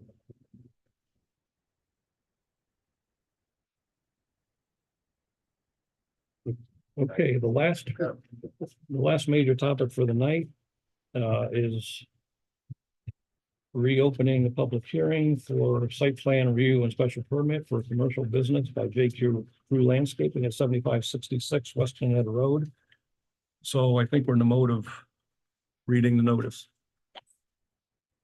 Notice is hereby given that pursuant to the provisions of the zoning law of the town of Rush and 274A and 274B of the town law, a public hearing will be held by the planning board of the town of Rush at the Rush Town Hall, 5977 East Henrietta Road, Rush, New York, on April 25th, 2023 at 7 p.m. to hear all persons interested in the following applications. This is application number 2023-4P by Jonathan Chiarico for 7566 West Henrietta Road for the site plan and special permit of J. Crew Landscaping. The parcel is located at 7566 West Henrietta Road, Rush, New York, with a tax parcel ID number of 213.03-1-4.1 and is zoned commercial. Okay, before you, Scott, begin, I'd like to just get a little bit summary about, I think, how we got to this point. This application actually came to us as an informal review, I think, way back in February or March of 2023. We did have an informal review, but we ended up opening a public hearing. I think it was in March of 2023. You had, I believe, the applicant had purchased a property about 2022, is that right? And got permission to build a couple of ag buildings, a pretty substantial barn and then a smaller one on the property for ag purposes. It became apparent that it was being used for commercial purposes, so must have got instructed to apply for a site plan for the commercial use. There's large berms along the would be the north side of the driveway leading in. And there's a security gate in front of that. I presume that's all for security purposes. And we had tabled the application at that first public hearing and had not heard back. So in December of 2023, after our meeting, so it was probably sometime around Christmas, we issued a letter saying that we would take action at this meeting if we did not hear back 3 weeks ago. The applicant did respond, did provide new site plan with essentially what we asked for at that time. So that is how we got here, and we're reopening that public hearing. So I think we've got a substantial way to go, but I welcome your coming back and continuing to work on this. So with that, Glenn, tell us what you're doing. Evening, Glenn Thornton with Thornton Engineering. I'm here with the applicant, Jonathan Chiarico. Yes, I think the chairman stated a good history for this project. Jonathan owns a landscape business. He's been operating there for how long? Couple of years. Operated through the summer as you were waiting for the resubmittal of plans. We weren't sitting idly by. Jonathan was kicking around ideas. There were some comments about getting health department approval for the septic system, get a water service. He spent a lot of money on this property and he's trying to really manage the funds he's putting into it. So he was thinking about further delay of the water service and the septic system. But at this point in time, we're trying to get everything approved at once. Unfortunately, we missed the window for continued testing of the soils out there with the wastewater treatment system. We have tested some areas, some were good. Unfortunately, they were too close to the floodplain, so we tested another area, not so good. So I think we're gonna bite the bullet till when we get back out there in a couple months to retest another area to the north of the building. We'll have to pump to that area, but it is what it is. So he's accepted that. The water service was previously submitted to, that was a year ago, year and a half ago, probably. Submitted to the water authority. They have approved the water service and they approved the backflow preventer design inside the building. We realize that these site plans will now need to go in front of the water authority to get their signature, as well as the health department for the wastewater treatment system. The other items that were identified in the December letter, we've either addressed them on the plans or we responded to them in our January 25th response letter that was accompanied by the revised drawings. I think some of the things, we created a new drawing, and this drawing is for my benefit. I think everybody has it on their screen, so I didn't want to set it behind you. This is a new drawing because there was concern at the previous meeting about establishing a drainage easement along Honeywell Creek through the property.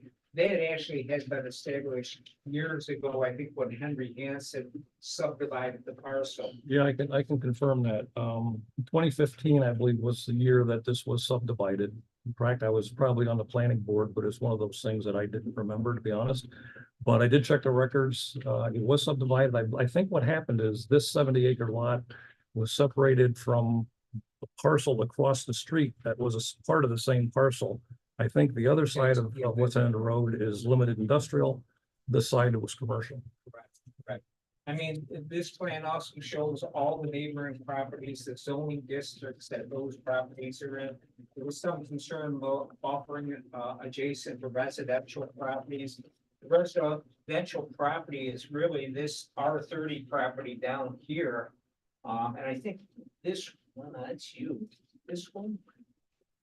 I think those two small residences are actually commercial. They are Commercial district. commercial, yes. The screening that might be needed to satisfy code would be down in this area, which is several hundred feet away from the operation up here. But again, if we need to abide by the code and provide some screening, we can do that. Most of this area down here in the floodplain is currently being farmed. It's been farmed for years. Without any problems as far as I know. We've also shown on this plan all the buildings. There's another building up here that wasn't identified previously. We call it the B building or honeybees, I guess. So, and this is the primary building that's shown on this plan and it's shown also on the site plan. And that's where Jonathan Dux's landscaping business operations, which he truly hopes can remain at this location. Continue that operating. Yeah, let me talk a little bit about screening. Again, it's just my interpretation. I'm just one member here of the board, but the code does say that commercial property does have to be screened from residential. But I would say that's from existing.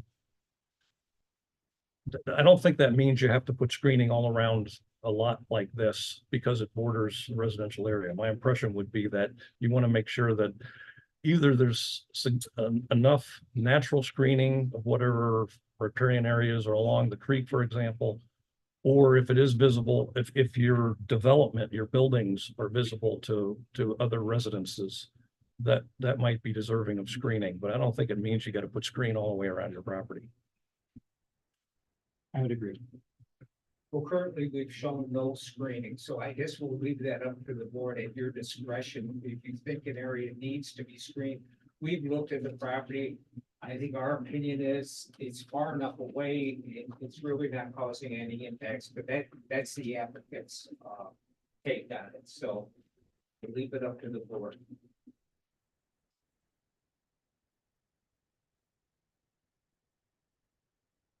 We've also asked for relief from repaving the stone areas that are out there. We do propose to pave the driveway apron, which is required to obtain the New York State DOT permit for the minor commercial driveway that we have submitted the paperwork for.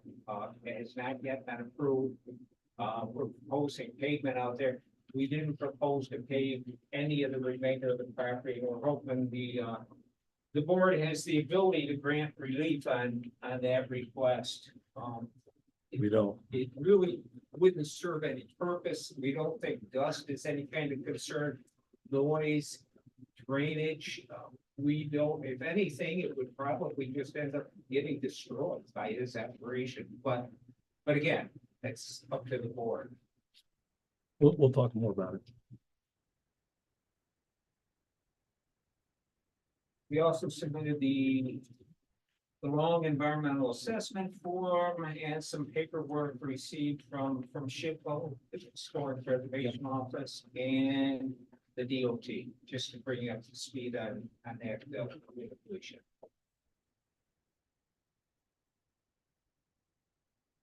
Okay.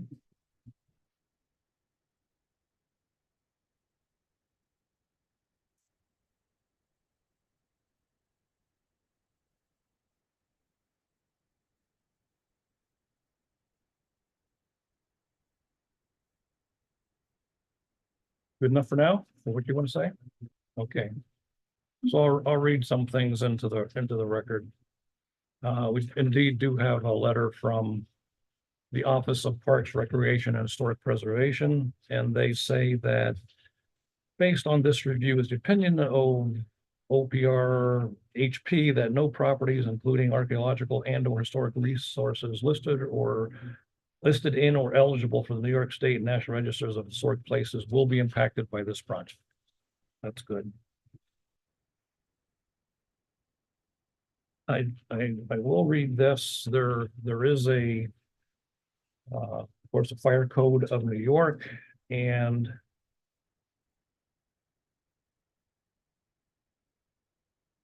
there is a section 503.6 on security gates. And it says the installation of security gates across a fire apparatus access road, which is what that driveway would be going to your building, shall be approved by a fire code official, which would mean our fire marshal. Where security gates are installed, they shall have an approved means of emergency operation. Security gates and the emergency operation shall be maintained operational at all times. Electric gate operators, where provided, shall be listed in accordance with Underwriters Lab 325. Gates intended for automatic operation shall be designed, constructed, and installed to comply with the requirements of ASTM F2200 or 2200. So this is not something we come across often. You just need to understand that in case there is some fire going on or other emergency on your back of your property, and the only access because of the way you're setting it up is through your driveway, which it would be because it has fire access road has to support fire trucks. You need to have a Knox box or something, whatever the fire marshals say.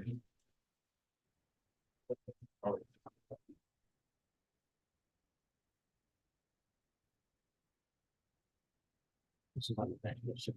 Oh, back of the ship. Thank you. I always get lost in documents.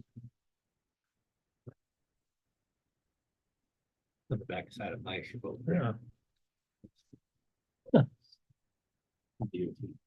Yeah, I know, I saw it. So this is from the DOT. It says, Glenn, I received your stage 1 application and concept plan for the subject property. Looking at this location, it appears that the driveway is already around 24 feet wide, so we wouldn't want it widened much. But would it be okay with better defining the radii and paving the driveway? The driveway should be 24 feet in width, and truck turning movement should be run to determine the necessary radii. If the culvert needs to be lengthened to accommodate this, it should be replaced with a 15-inch pipe. Please submit a set of detailed plans to a person on Jefferson Road and another set to a person on Linden Avenue. So you've been in contact with them indeed, as you said. We have not And done they, that yet. We're waiting for. Yeah. So they're, when we get that far, DOT signature would be required anyway, so that should be covered. Talk about your EAF. Well, it's come to light, long forms after reading this.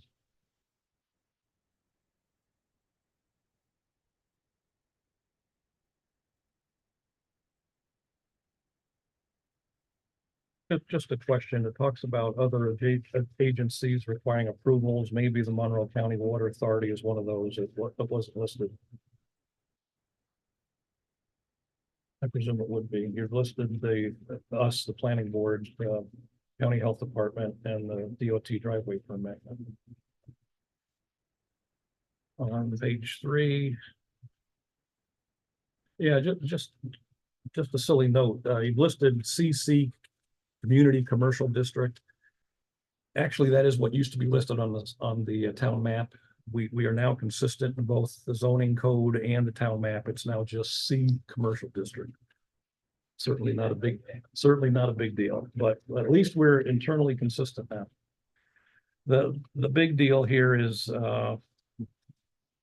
letter D, project details. B, total acreage of the site of the proposed action, 72.1 acres. You've listed total acreage to be physically disturbed, 0.1 acre. We don't follow that. I think between the town engineer and at least me and some others, we feel that we've got to go back to when you purchased the property because you have never submitted a site plan till now. So it really is more than 1 acre. And the significance there, of course, is that you need a stormwater pollution prevention plan. We disagree with. Excuse me? We measured less than a half acre that we disturbed. The Okay. road that goes down the front has always been there. The road going in all the way up so you can pass the pine trees on the right has always been there. We just added stone on top. Okay. The guy that did it, Lucius and John Limbeck knows it. He's seen it. He said he would say it. He might be less than a half acre. Even if you added that road, honestly, we'd still be less than an acre. I don't think we're counting the road along 15. But your driveway's new. That's been dug out. That was only a farm lane in the past. There was always a substantial driveway. We added stone on top. There were millions in there when Henry Hansen owned it. Was there a site plan associated with that driveway? The previous driveway? So show me the previous site plan that was approved. Would he be required to have a site plan if it was an ag driveway? Does that mean anybody can claim to have an ag facility? And Dan Chase, town board liaison to planning board. My question was, would he be required, would there be a site plan there? It was an ag driveway leading back to a field, and at the time when the property was constructed, it was to be used for ag purposes. That's why there wasn't a site plan at the time. Obviously, the use of that structure has changed. That's why we're in front of you today. But I know from personal experience, that was an ag driveway with asphalt that Henry Hansen put in. And maybe the state even helped them when they cut that road down, going over the railroad bed right there. And they did a bunch of work, and that's when they put some driveways in, because they use that lot to bring all that fill into. So I guess, do we know the limits of that previous farm lane driveway? And was it asphalt or was it milling? It was, I would say millings from the road, not pure, it wasn't paved like a road, but it was not mud, dirt. It was, I believe, millings that Henry probably got from a construction site. Very identical to the driveway that's running along 15 right now. That's fully built. So 24 foot wide. It was, I would say it was pretty close. I mean, we had no trouble getting our farm equipment. Now we down have a there. parking lot that is, And the parking. goes beyond that 24 foot wide farm lane. Oh, correct. So the driveway at the time went to where I would say the property line of Snyder's collision on what would be the east side of Snyder's, where the pine trees end there. That driveway roughly ended there because that's where the field started that we farmed that drops down into that lower area. So the driveway basically led to that field there and stopped. And then the rest was farmed up until Jonathan purchased the property and whatever happened after that. I mean, honestly, even if you say that wasn't a road and you measured that 24 by that distance, it's still like you. Because the whole pad is happening. Okay, well, the thing is, you're building a case on information we don't have. So I don't have what the dimensions are for that former farm lane. I don't have the dimensions for what you added as far as the parking gravel area. I don't have the dimensions for what you have for berms, which were never, we're still dealing with runoff from unlandscaped berms that aren't part of a stormwater pollution control plan. So this is, and I guess the question I have is, was your parking or your the additional stone, was that engineered? How deep is it? Did you have a plan? Is it the cross slope sufficient for drainage? Do you have any under drain? And those things are not included in this plan. I think Because I don't know if your stone area drains, it's 3 feet deep with verify under it. right? But does it drain? It drains. Very well. Then I see Well, some, it also catches, it catches the water too. Would you mind going? Sorry, I don't mean to be. yeah, I see, It catches water too. I see 1 foot contours going across the existing building, but a flat area, basically, where your berms are and where from Snyder's corner, the property heading over. So I don't know if that drained. If it didn't drain, would it just be full of water though, or? Yeah, So it's not, when I was out there, it was. because it rained that day. Literally. We would agree if it doesn't rain, you'll have good drainage. So that's my concern, is that I don't have, you're asking for relief on a paving area, but I don't have an engineered drawing saying it was 3 feet deep with verified. I don't have an engineered drawing saying the cross slope was 0.25 inches per foot, so it would, the surface would drain. We don't have that information. Okay, well, that's going for the paving, but for this disrupting more than the future. They show us. So I think that's an engineering issue. You have to determine what was existing for the farm lane, which apparently ended where the tree line from behind Snyder's property. So now you've added all that berm and parking, you know, the paved or the stone area. I think the So- berm is exempt, it's a spoil area, which it doesn't need to be included in SWIP. It's not considered disturbed land, it's a spoil area, you place material on top of existing gravel, as long as it's turf. It's Not turf.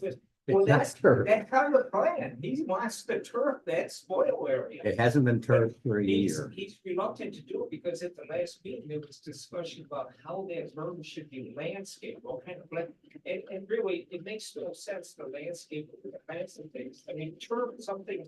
So where's the proposal for the landscape berm in your plans? It doesn't show it, it shows a turf berm, and I think we said how often it would be mowed on the plants. There we go. And it's. I would like to, but it's not detailed. I don't know what it's gonna look like. Right now, it's a pile of dirt. We can give you a process. We can dig some test pit of the pavement area to determine that's, and we can shoot some grades. I mean, Well, here's here's more important for the fire chief, make Right. sure you can get strong back. Well, here's the issue. We were told that it was going to be mowed, weed whacked, cut down, it was gonna be maintained. It was not. That's, so basically what you told us you were going to do didn't happen. Well, I said But we that. don't have approval yet. We don't have approval, we don't have a special use permit, we don't have approval of the site plan. So- He's reluctant to do anything, I mean, he didn't want to build his septic system either until we know that he's gonna get approval. I can have that flattened, looking beautiful in a month's time.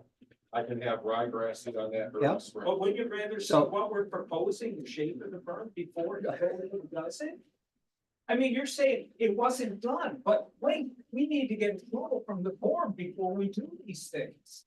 But you, that is the most ironic statement I've ever heard. You've been using your facility for commercial purposes for 2 years. And yet you just said you can't do anything until you get permission from this board. I can make that berm look for it. Well, I here's- can shape it perfectly in a month's time. Well, here's what I would like to see. Okay. Your design for the berm. I have my ideas, but I would like it traversable. I don't want a 1-on-2 or a 1-on-1 slope with jute mesh. That's not gonna fly. He's gotta have something he can mow, so it won't be it will not be a 1-on-2 slope, probably a 1-on-3. Bowl. And we can do a 1-on-3. Yeah. And then we'll put the ryegrass on it. And if you want 8 foot high, it's a 1-on-3 on the sides with a 2 foot on top. Right. It's 50 foot wide. He's got a lot of dirt. He's got a lot of spoil out there. I was hoping that you would come to us and say, this is what I want to do. So we had that discussion. But you didn't, and I'm kind of, that kind of surprised me. We apologize. Well, Because- I thought we. I thought Because we you're were- looking for approval, Right. I thought. and we were- that's part of the approval. I thought us eating it up, putting the ryegrass on and mowing it down, twice a year. would be- So explain twice a year. What does that mean? So, well, we're seasonal, so it'd be every 6 weeks to mow down, because the ryegrass isn't gonna grow. And that's not what it said. It said twice a year. So I assume one of them would be in the winter and one would be in the summer. Spring rain. That's not grass. Pardon me? The mowing once a year in the fall is what you're proposing, is No, not. twice, is- twice a year.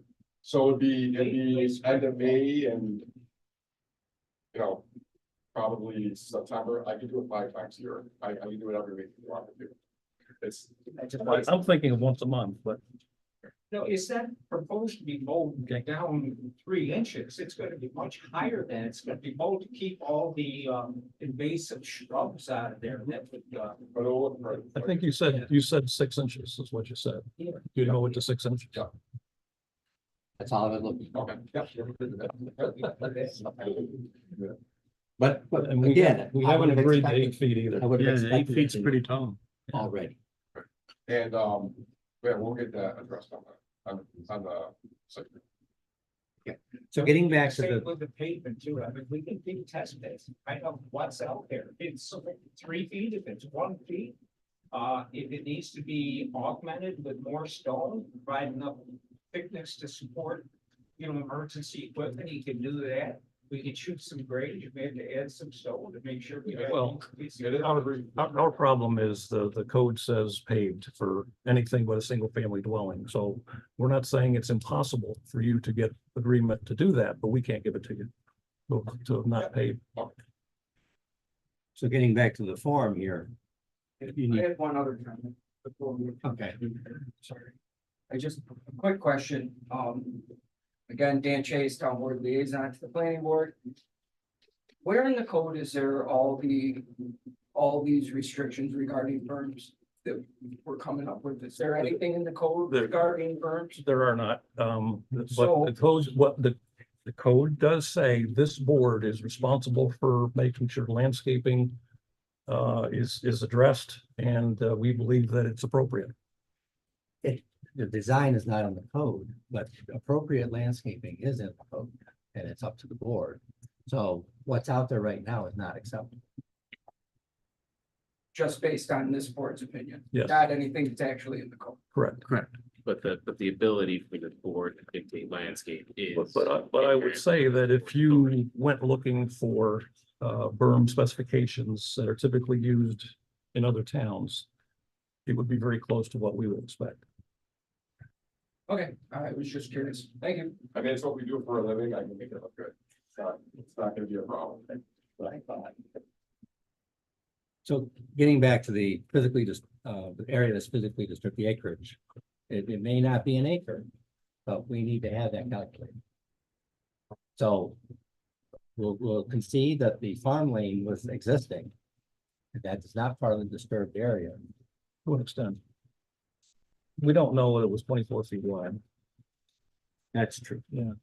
So, yeah, I need to come back and if you can identify what the farm lane was, there's old So the- photos, old pictures. I'm in the same boat as you folks are. I really never saw it before either, so I'm taking the applicant's word on it and other people that are familiar with it. So We didn't add deep snow in that area. That was already. Well, I think, I mean, Google Earth does have some history. You can go back and often see what was there. Yeah. And from, I haven't looked at myself, but from what I heard, there was not much there. Before you fellows were It there. was hard. I didn't have to dig down that area and it hasn't worked at all. I've been talking to Sarah. So Matthew, I know an estimate of almost 1.25 acres was calculated. I believe that did not include the dirt or gravel road, whatever it is along 15, but rather just the facilities going back to the barn and the parking areas in that area. It did count the berm, I believe. Think so. And my predecessor, who was liaison on this board, that reviewed this in April. It was his position, and I agree with it, that it looked or appeared that the area of the whole operation, that there appeared to be very little development, with the exception of that access road prior to 2017. It appeared, in his words, that it would be at least an acre. If they provide a stamped engineered drawing that delineates all of that, shows the limited disturbance, and it calculates at 0.75, whatever it would be, but it's below that 1 acre threshold. I'm okay with that, and I would accept that, but this board needs to see that limit of disturbance of those calculations being included. Everything site-wide, the attestation, the bunch of detail. It's fair to say it's more than a tenth of an acre. Yes. the 10th was only for the proposed disturbance coming up, which would be the leach field. No, we're gonna count everything you put there. That said, even if it's below the acreage threshold, a lot of details with drainage and existing or proposed infrastructure that'll handle that drainage, especially towards the street. It'd be detailed on the site.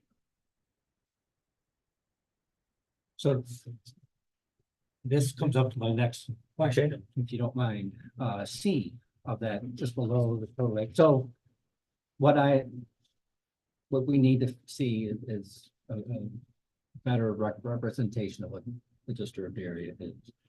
And my question for C, proposed actions and expansion of existing project, it says no. But what project are we approving?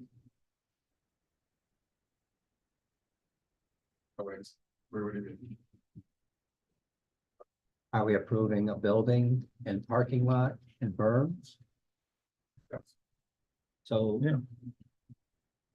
So the existing project, it's not an expansion then, but that is the limit of the existing project. It includes everything that's associated with commercial operations. Yeah, okay, so I'd agree with that. No, it's not an expansion. It's the whole thing. Yeah, that was just a question. Okay.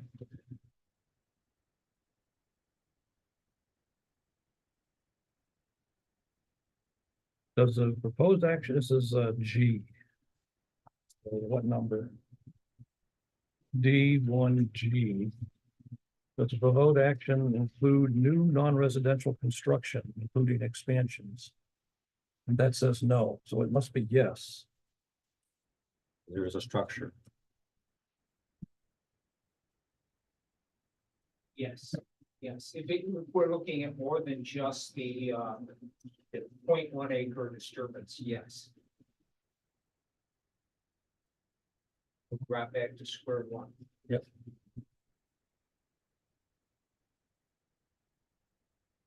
Would the B, so this is D2B, would the proposed action cause or result in alteration of, increase or decrease in size or encroachment into any existing wetland, water body, shoreline, beach, or adjacent area? And it's checked no. Is that fair to say there's no encroachment into any existing wetland? It's fair to say.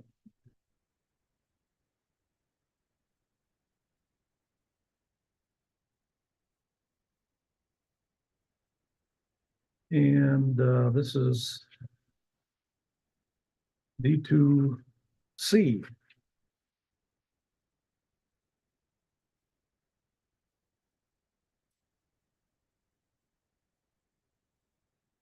There's a question around demand for water. It says, do existing lines serve the project site? And it's checked no. So there's water along West Henetta Road, right?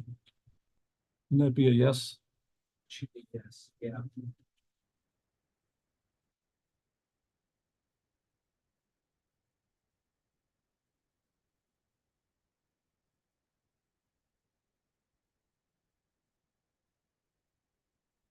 Says whatever on on page 6. Wait, before we do that. Okay, I just want to make sure that it says that the water usage demand per day is 135 gallons per day, and then the anticipated liquid waste generation is 135 gallons per day. So basically, any water used in the facility on site is going to be captured by the septic system and treated. There's no additional. Would be outside use of water. Uh, Washing vehicles. Yeah, I mean, I'm sure I'm gonna wash up, yes, yeah. probably. So that was my only Yeah, yeah, concern is I'm that. sure. Yeah. Even if I just wash the building, it's still washing something outside. so, I know, yes. I know. That was just something that flagged, that I flagged. Want to make sure I made sense. okay, so there's a section on page 6 about will the proposed action disturb more than 1 acre, and that gets into SWIP, right? So that is yet to be determined by whatever you folks propose and our town engineer agrees is the disturbance area.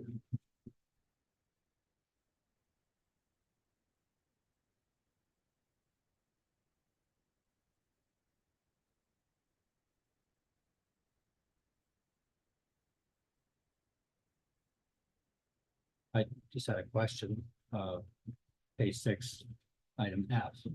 Proposed action includes, or will it use on site one or more sources of air emissions, including fuel combustion, waste incineration, and business? Assuming truck idling isn't. It's just, you don't have an operation where you're gonna just idle truck. Oh, no way, yeah. Just For all the stuff, so back at 5, it's done. got it. Want to make sure. Yep. Thanks.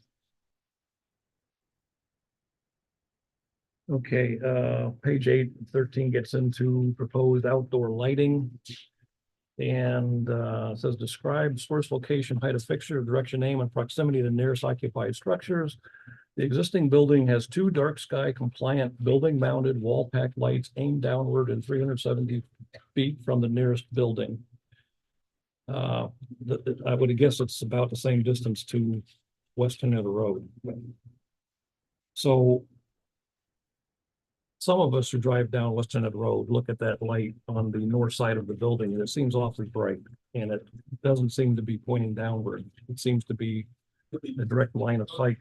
Pointing down, but I don't, I don't think like a magnifies or something, I don't know. It is pointing down, I promise. you. Both Okay. of those are pointing down. Okay, So well, I can shut the light off. we have, No, well, it's not a matter of shutting the light on. yeah, Yeah. I mean, I feel like it's but before I hit the bridge, it's in my eyes. So something looks different or looks amiss, so. You should have. and page 9 gets back into the disturbance. Change in acres, which you have 0, but we suspect it's more than that. But that'll fall out of the discussions around how much is disturbed. I was glad to see that your numbers added up to 72.1. Okay, just a question of my own. On page 12, it talks about project site located in ag district. I know this is filled out by the mapper and it says MONR, which I assume was Monroe, CN6. I only know it as Monroe County Eastern District. You know what that stands for? It's not yours. It was filled out by the mapper, right? It's the SDEC, I do that. Okay. That's all I had, I think, on the EAF.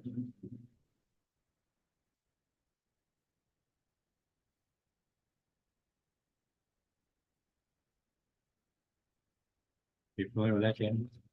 Oh, I remember that. Okay.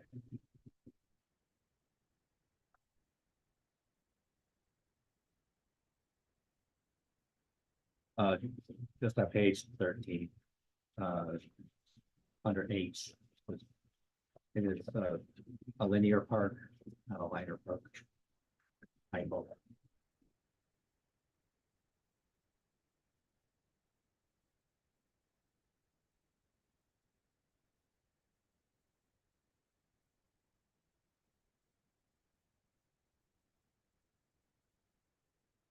You will notice that it's not very big of a difference.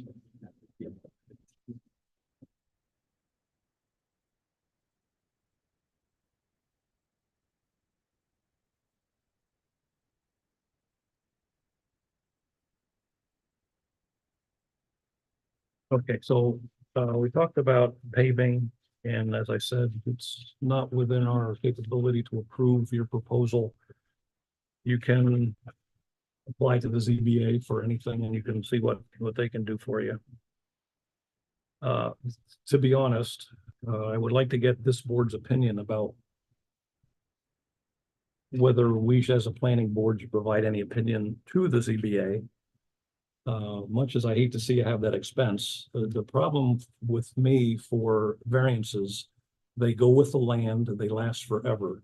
So we never again would be able to have anybody using that property pave it if it's not paved now. Okay, so it's a forever go with the land type of situation, to no matter how many transfers of ownership there are.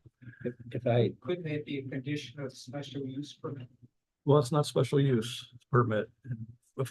We do have special permits as a planning board. I don't think the zoning board gives special permits. They only give variances. So that's what I meant, the planning boards. We don't have the capability. That would be a condition. The planning board can only give special permits for those things that are specified in the town code for us to be able to give a special permit for. This is not one of those. So we can give a special permit for your overnight parking of vehicles. The town code specifically says, all driveways and parking shall be paved except for single family dwellings. So it's not something we can change. It's, yeah, yeah. I don't blame you for asking. Just clarify, I thought I read in there, it could be just binder. It doesn't have to be top course. I personally wouldn't get into that. There are driveway cross sections, which I think show both, but I wouldn't go so far as asking town engineer or the building inspector to require top coat. It's not my job anyway, but. Which it did bring up another question I had made, and DOT will vet this out when you submit it to them. But I just note that the driveway cross section, you use 1.5 inch of nice dot item 608020102, and also 3 inches of item 608020102, but you didn't specify the mix. I'm assuming that. I take what DOT gives me, not the driveway, but that came from that. I mean, I can try to change it. Well, basically, there's a 9.5 mix, which is the top, and then either 19 or whatever for the binder. Anyway, that's just semantics, but I think you better be clear on what you're proposing. So anyway, getting back to my point, as a planning board, I would prefer to make a recommendation to the zoning board that we do not support avoiding paving because it is forever. There's a variance. How do the other folks feel? I mean, it's legit to feel any way you want to. I would agree for a commercial use, that we would need, it should be I paid. mean, the code hasn't changed. It's been that way for 20, 25, However, 30 years. I don't know. You have to clarify, that they have to be all around the building. Or is it only up to the front where the commercial use, the customer? I think the suggestion is a driveway and parking Parking space. space. Yeah. So, And I certainly wouldn't look for the little driveway you've got along parallel to Route 15. I mean, that's a farm lane. No question about that sort of thing. but my thought, to go to add to what you were saying, is the driveway and the parking area and in front of the building. So would it be the driveway coming into where it goes into the big section, and then just front of the building where someone would park. Well, your parking isn't in front of the building, Ours, yeah, okay. south. I think I think everything in front of the building back to the road should be paved. That's my opinion. So you have to identify parking spots and that'd be Yeah, hard. well, we'll get to that That'd be, too, that'd be yeah. hard to do. Yeah. In the dirt. Yeah. Yeah. In the, in stone So, road, right? so I don't think we're ready to say what needs to be parked. I don't, just because we're gonna get into some other questions about what are you proposing to have there, right? So you do have to tell us how many employees you have, how many cars they're going to have to park, how many customers may come to visit you, what equipment you're proposing to park overnight that we have to give you a special permit for. You have to put that whole story together and show us where those things are all going to be located, how that fits on your parking area, right? We can't just give you approval for overnight parking of anything you want. It has to be something that you're specifying, you know, the X number of pickup trucks with a trailer, whatever you want. Even your office trailer. I know you're proposing getting rid of that, but if you wanted to keep that and tow it to sites now and then, and if you'd rather keep it parked there, I'm not saying along the berm, but someplace where it's not, where it's well screened from the road. I paid for that monthly. Yeah. I'm trying to Okay. go that thing as fast as I can. Okay, so I'm not telling you what to ask us for, but you have to ask us what you want to park. Okay, so that would be, like I said, the town code states that you have to have obviously a parking space for any employee. For now, I would recommend you follow the code for an outside sales business. Whatever that says, and tell us what you want to park overnight as equipment, vehicles. Which require a special permit for. Put that whole story together and show us where those things are going to be parked. And that'll determine what your required parking area is. Okay, we did indicate there were 9 employees. We did indicate, I think, 10 spaces over here on the south side. We did indicate that equipment would be parked inside the building for overnight, and we did indicate overflow parking and equipment storage behind the Okay, building. maybe it's And my we didn't fault. indicate what equipment. Okay, yeah, you should do that. And maybe it's my fault for not looking in such detail of what's there. But it seems like what we typically ask for is put the table together that says, based on the town code, this is what the town code says you need for parking, and this is what we're proposing. And if you don't agree, you could still potentially get a variance for it, but we need to see that all pulled together. And like I say, maybe it's there, I just haven't seen it.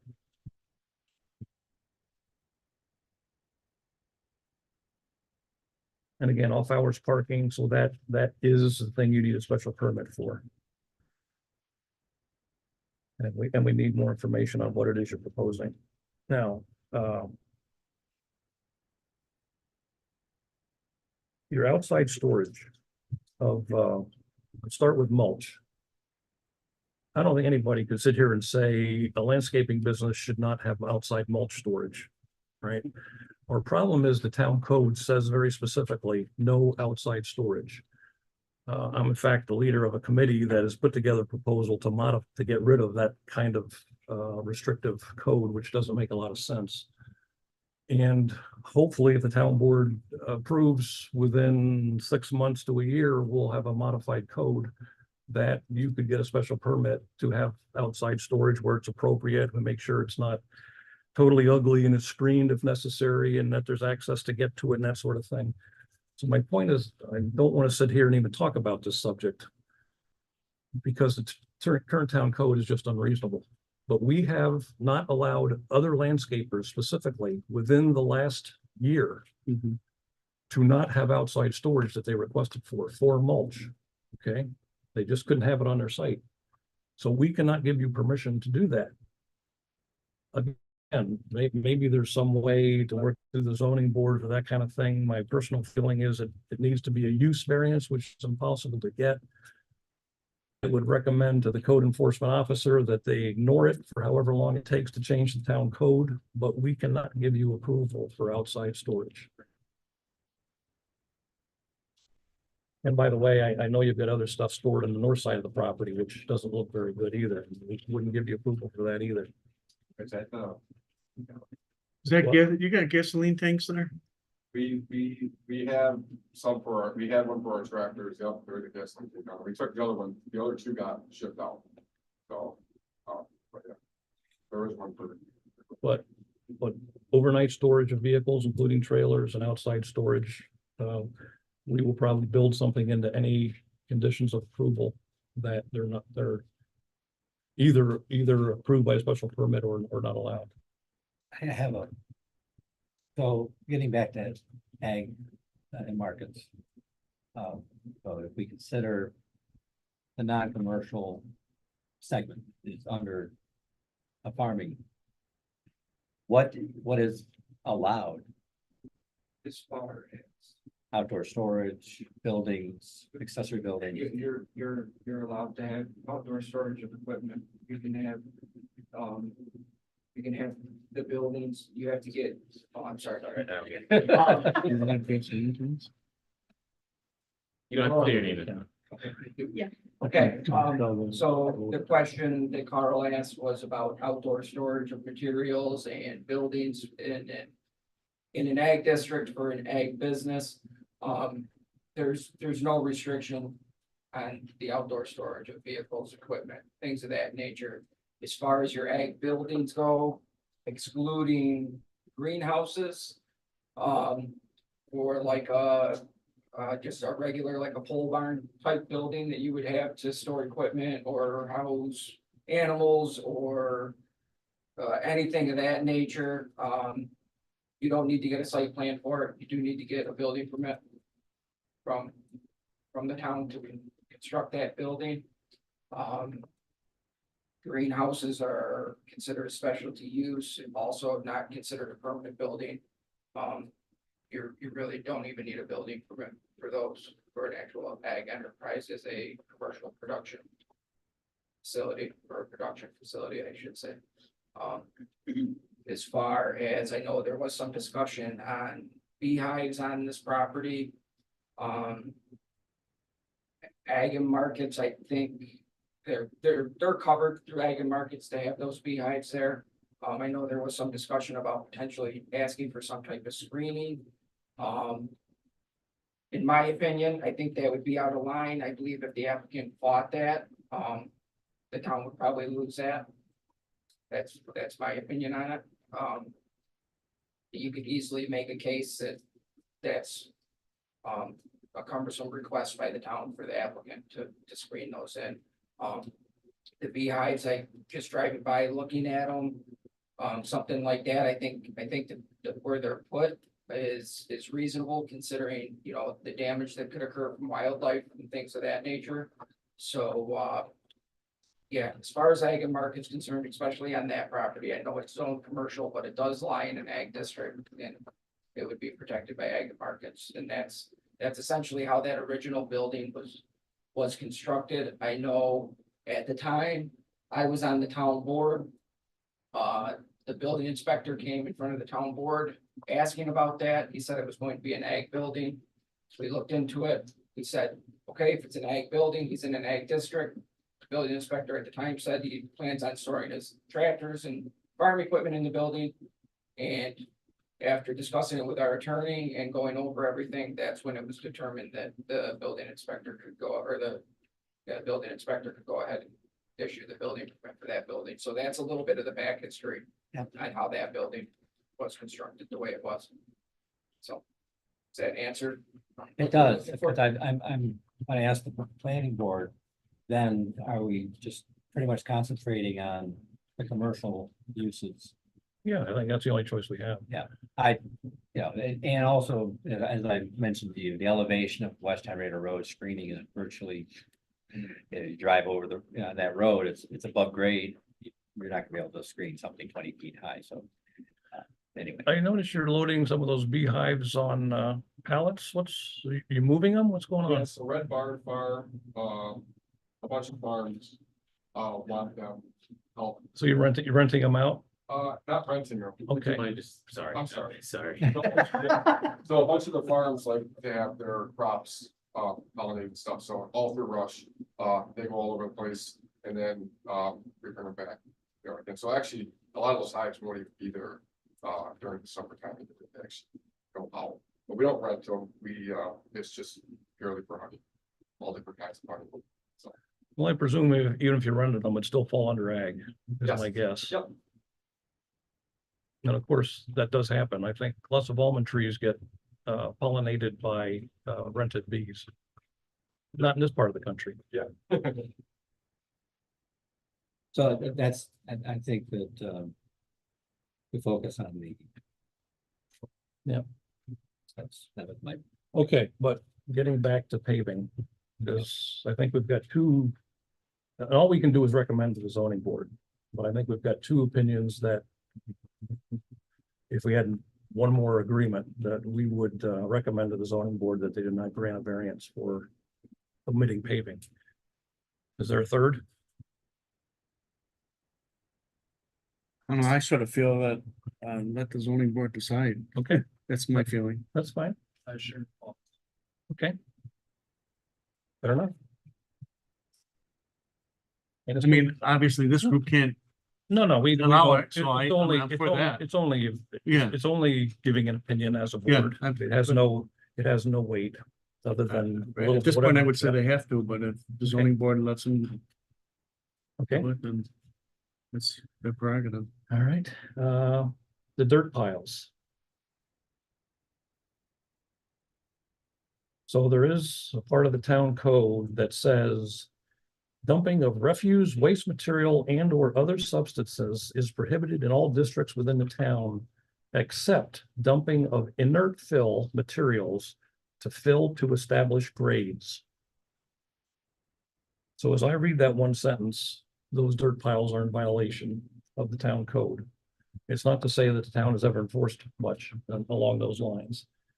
But I believe you have them there primarily for security, so that people can't get around your gate. And it's pretty much barricaded on the other side by the vegetation along Miller's garage. I think we've talked before about how they may be made to look much better than they do now by restricting the height and the grade. My personal feeling is I wouldn't want to see anything higher than 6 feet at a 1-to-3 ratio with the 2 feet on top, which is kind of a standard thing. But how does the rest of the board feel? I agree with that. I agree with that. If that's fair? I had, I thought it was indicated for 8 foot tall was what you were looking for. Yeah, and the only reason I was thinking 8 feet tall is like you said with the Western River Road. So yeah, I know that it's high and you can see, but I understand it's too high right now, but if it was at least the 8 foot. They wouldn't be able to be like, okay, there's stuff here, even though they can't get in there because it is blocking for security. That was my reason behind it. I mean, well, I'm not How high do you think it is right now? probably. Oh, okay. Yeah. So it'd be 4 feet plus. Now, and then I'll flatten it out and then we'll grade as ice. And throw rice in it. I'm okay with 8. But that's, again, that's. I am, but I gotta bring this up now. Who will police that's done properly? It's not in the code. Yeah. And the building inspector, it's not a building. Right. So who's gonna check it and would- say it's done? right? This is, Police that. this is a case where we would essentially build something in the conditions of approval that essentially has to be approved by the town engineer. Town engineer. As a condition of getting a Okay, I certificate get it. of occupancy. Okay. As long as. Because right now I don't see Yeah, who's that's the only, gonna, that's really. who's the only- gonna police that. That's really the only option we have. Alright. But 6 or 8 feet. 1 feet is, 1 8 foot is okay. I feel better with 6. I like 6. Anybody else? Maintainable. Maintain it. Well, if the grade is 1 to 3, theoretically, it's maintainable. Steven, you got any go away in? As long as it doesn't preclude them from being able to put trees on top. So you guys are saying maybe 8's okay, that's what they want. I mean, 6 foot with a 10-foot tree on top is. Yeah, well, you can always put vegetation, as long as it's maintained. Okay. I'll go with 8. What did you say, Carl?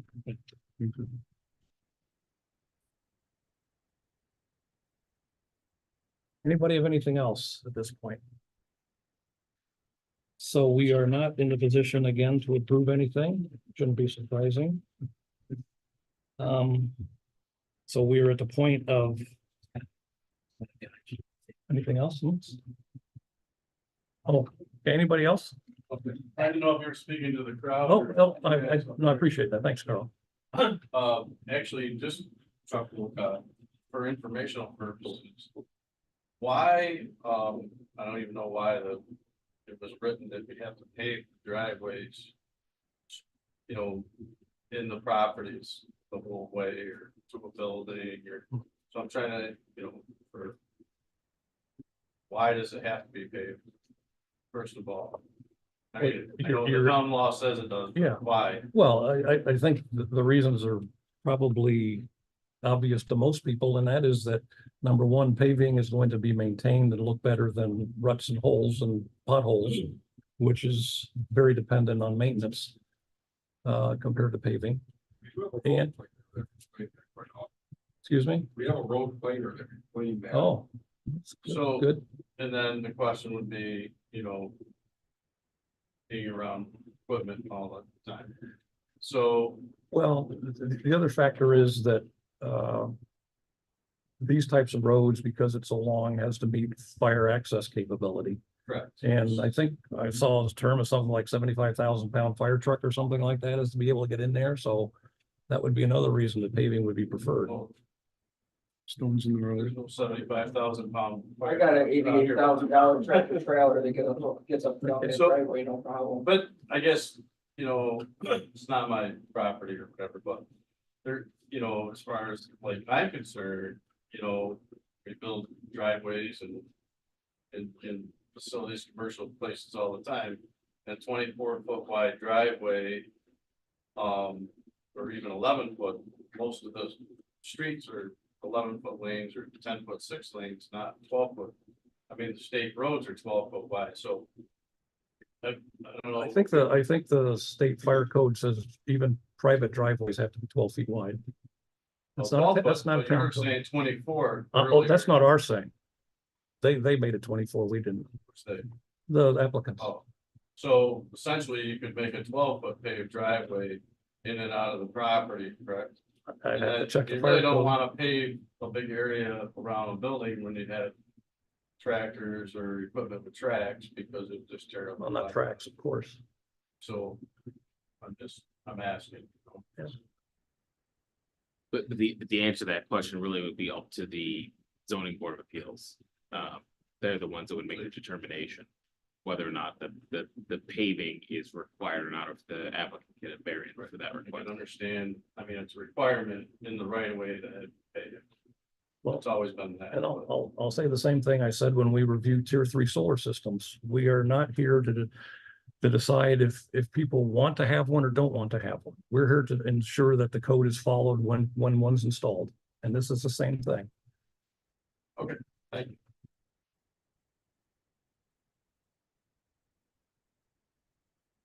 Anybody else from the audience? And we don't have anybody on Zoom. Okay, so you guys have had a chance to see the continuation resolution? Yes. That's not it.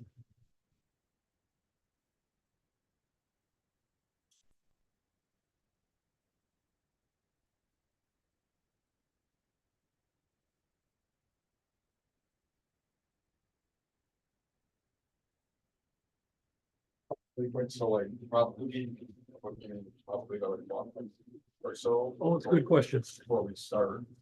I put down, well, So the question is, should we give you time to get the perk test done and all that, so you actually know what the septic system is gonna look like? It's not like we're holding you up, you're using the facility. So when would you have the perk test done? Probably that will be. But by the time it's approved by the health department, probably another month after that. Okay, so you're looking at May then. I had written down April tentatively, but I'm fine with going with May. Again, who's the calendar person? What's the first Tuesday in May and the I fourth? think we did Tuesday? that was the 7th and 27th. 28th? I'm sorry, it's the 7th and the 28th. Yep. Oh, Yep. really? I thought- Did I screw that? I think earlier, because I wrote down 27. No, sorry, I looked at Monday, but it was 7th It's, and yep, 28th, or the so if it first starts, and fourth Tuesday in May. if it starts on the 7th, it's gotta be a multiple of 7. That would work, as long as we're not behind that first group that would sit here. If we are, put us off to the next meeting, please.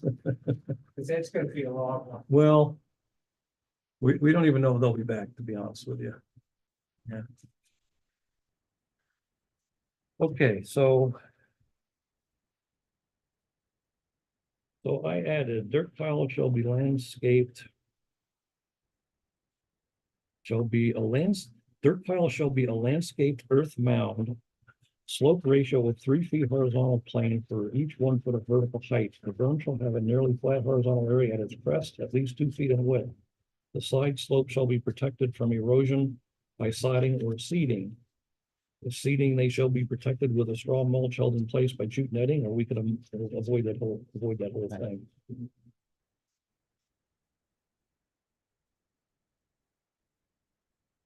And so we're gonna say no higher than 8 feet. And then the driveway, I said the applicant may be able to have a public hearing. Well, okay, so. Can you say the berm has to be policed by so and so? We don't understand. I didn't hear you say that. We can say that. I think that's important. This really wouldn't apply until we write a resolution of approval. Okay, Anyway, all right, yeah. but it'd be good to remember, Okay. remember that. Otherwise, then what's 12. gonna happen?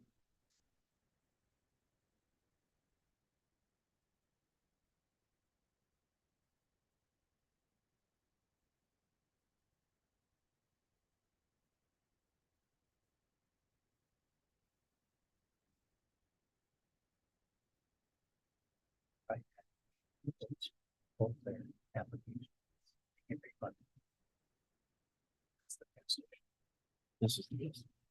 Thank you.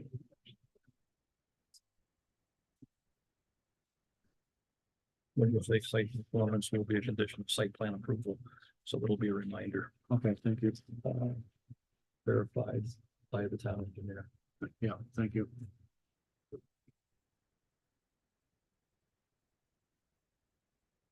Let's just. Okay.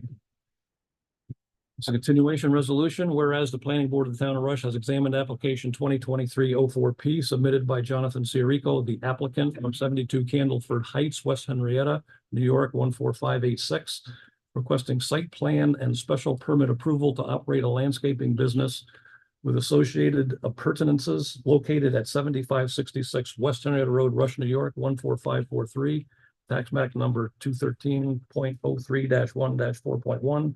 The project.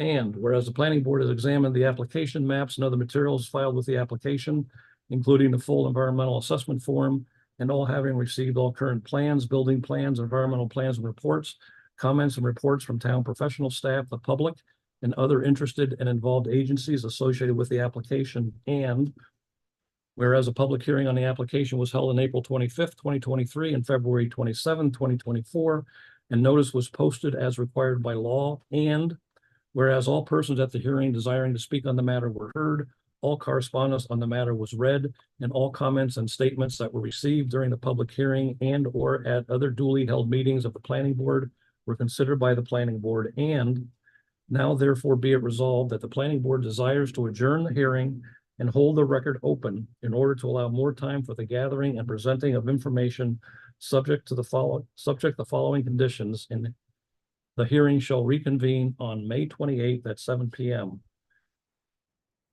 That's figuratively speaking, whenever it's follows 7 p.m. The applicant shall provide any additional information or documentation regarding the project up to the planning board, parentheses, the supplemental information. Two, the applicant shall provide supplemental information requested on or before May 7th, 2024. Supplemental information for application 2023-04P site plan and special permit for landscaping business. The planning board has determined that required information for assessing these applications includes, but is not limited to, the following information. Determine the area of disturbance since about 2020 and prior to farm structures, added driveways, parking areas, and dirt piles, all of which were not subject to prior site plan approval. That appears to be substantially larger than 1 acre. Revise the full EAF accordingly. 2, provide applicable information stated in the town engineer's review letter of March 26, 2023, including a stormwater pollution prevention program, SWIP, for disturbances greater than 1 acre, and for post-construction stormwater practices for agreement by the town engineer. 3, septic system. As stated in the Town of Rush subdivision site plan application packet, site plan minimum requirements provide typical design specifications for the waste treatment system type, along with tabulated percolation test results and deep hole soil descriptions witnessed by the Monroe County Department of Public Health, with test locations shown on the map along with the proposed septic system. 4, driveway. Revise the site plan to show paving consistent with Rush Town Code, Section 120-57B, or obtain an appropriate variance from the Town of Rush Zoning Board of Appeals for the unpaved stone driveway and parking areas. 5, off-street parking. Show the number of required parking spaces in the proposed parking location consistent with Rush Town Code 120-57 for an outdoor retail business. 6, off-hours parking of vehicles. Provide the number, type, and proposed parking area locations of such vehicles on the site plan, including equipment for the handling of material and processes. 7, security gate. State on the site plan how the applicant will comply with the New York State Fire Code, Section 503.6 for emergency access. 8, outside storage. Remove from the site plan any outside storage of material, raw, processed, or partially processed in bulk or packaged, outside stockpiles where storage racks or display, storage or sale of merchandise, including mulch, consistent with a Rush Town Code, Section 120-12E3, or state that is not permitted and to be removed. 9, dirt piles. State dirt piles to be removed and graded to establish grade consistent with Rush Town Code 120-54, or for further consideration by the planning board as authorized by Section 120-69B, 2, and 3. Change description to state dirt piles shall be a landscaped earth mound graded to be no higher than 8 feet from any location within 50 feet, possessing a maximum slope ratio of 3 feet horizontal plane for each 1 foot of actual height. The berm shall have a nearly flat horizontal area at its crest of at least 2 feet in width. The side slope shall be protected from erosion by sodding or seeding.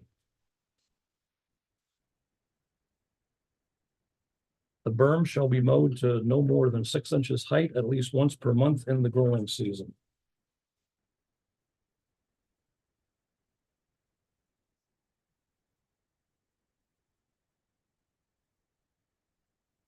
Well, 12, lighting. Provide a lighting plan consistent with Article 4 of low activity facility as listed in Section 127-47, level of activities for events, parking facilities, and driveway access. Add the following note or the equivalent to the site plan. All outdoor lighting that, in the opinion of the code enforcement officer, is causing annoyance, glare on adjoining roadways or properties shall be required to submit lighting details to the code enforcement officer showing that the existing lighting meets the requirements of Town Code Article 4, or how such lighting will be brought into conformance. That should mean adherence to the following in Section 120-38 definitions: cutoff light distribution and fully shielded light fixture. And 13, I added site conformance will be a condition of site plan approval verified by the town engineer. That's nothing for you guys to do at this point. Okay.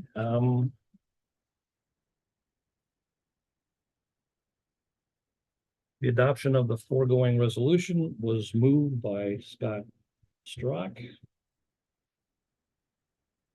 Seconded by, do I have a second? I'll second. I'll ask. And duly put to vote, which resulted as follows. Member Moise. Aye. Vice Chairman Ast, Aye. Chairman Strack, Aye. Member Corbin. Aye. And Member Wisnowski.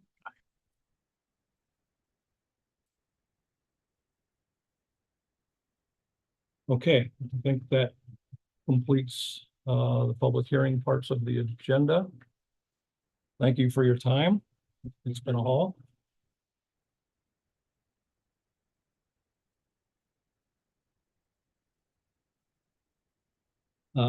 Old business, we do have the outstanding subdivision and site plan application changes. I found a Word copy, made the changes to them and submitted those to Marjorie. So it's not highest priority, but when you can get to them. They're actually as shown in these J. Crew applicants. Special permit, I think it was one of the two special permits.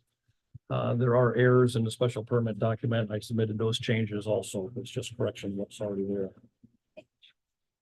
Did you say the site plan as well? Yeah, change? site- Okay, Site plan, yeah, it's the first one I said, I'm sorry. site plan. I heard the second one. Future meetings, so there is in your handout today, a new subdivision that I was not aware of.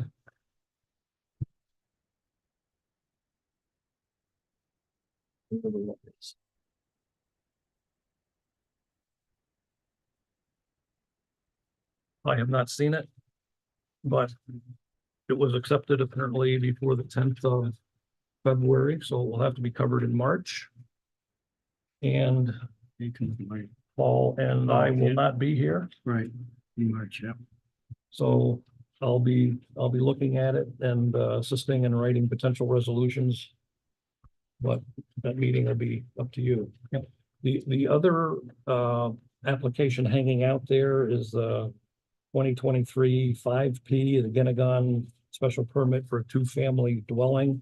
That was another one for which we had to submit a letter to the applicant in December to get them to come back. We said we expected that by March 6th to be on the agenda, for March or March 5th to be on the agenda for planning board meeting in March.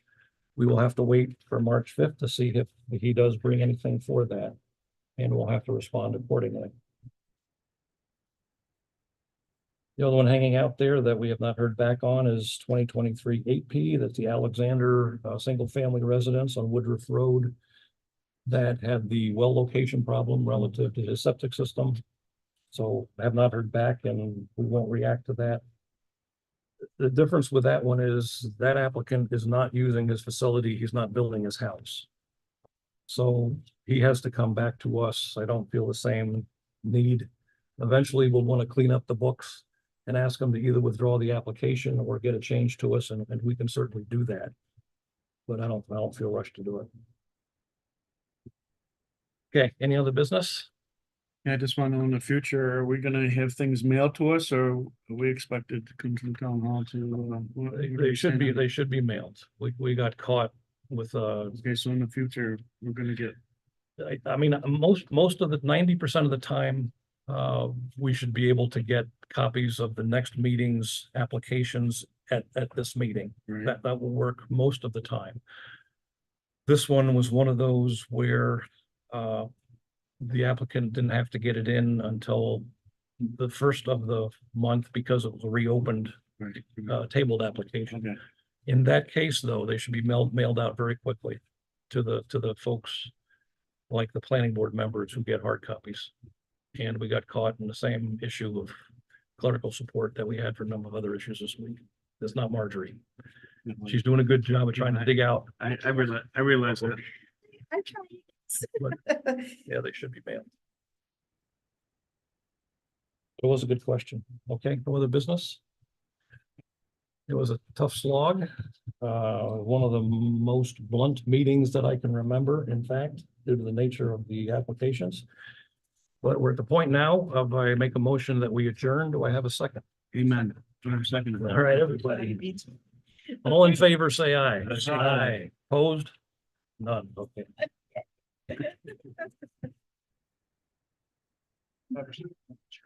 I think your envelopes there. Thanks, Dan, for your guidance. Oh, Appreciate thank you that. guys. Yeah, it helps have a farmer. Thank you, sir. Nice to meet you. Yes, you as well. Thank you. Okay, everybody, have a good night. Yeah, good night. Enjoy next week. Oh, Too you're late for fine. that. Oh, so like that. Gonna listen And to then it I get to tomorrow. the label. No worries, Haven't done it. No. no worries. All right. It wasn't my list. On next So I week. wanted to That, do that's it. great for us. I'm not Yeah, complaining. no, I know. You know what, I feel bad I know, for I know. anybody that's got apple tree. Oh, absolutely. I feel pretty good about it. I mean, these guys that are relying on these orchards and all for this weather, they're gonna start flooding and then we're gonna get. My Down for frost. wife is worried about her daffodils, but it Daffodils reminds me with you, of kiddo. my, when my Nothing? mother, who was a farmer's wife, she'd go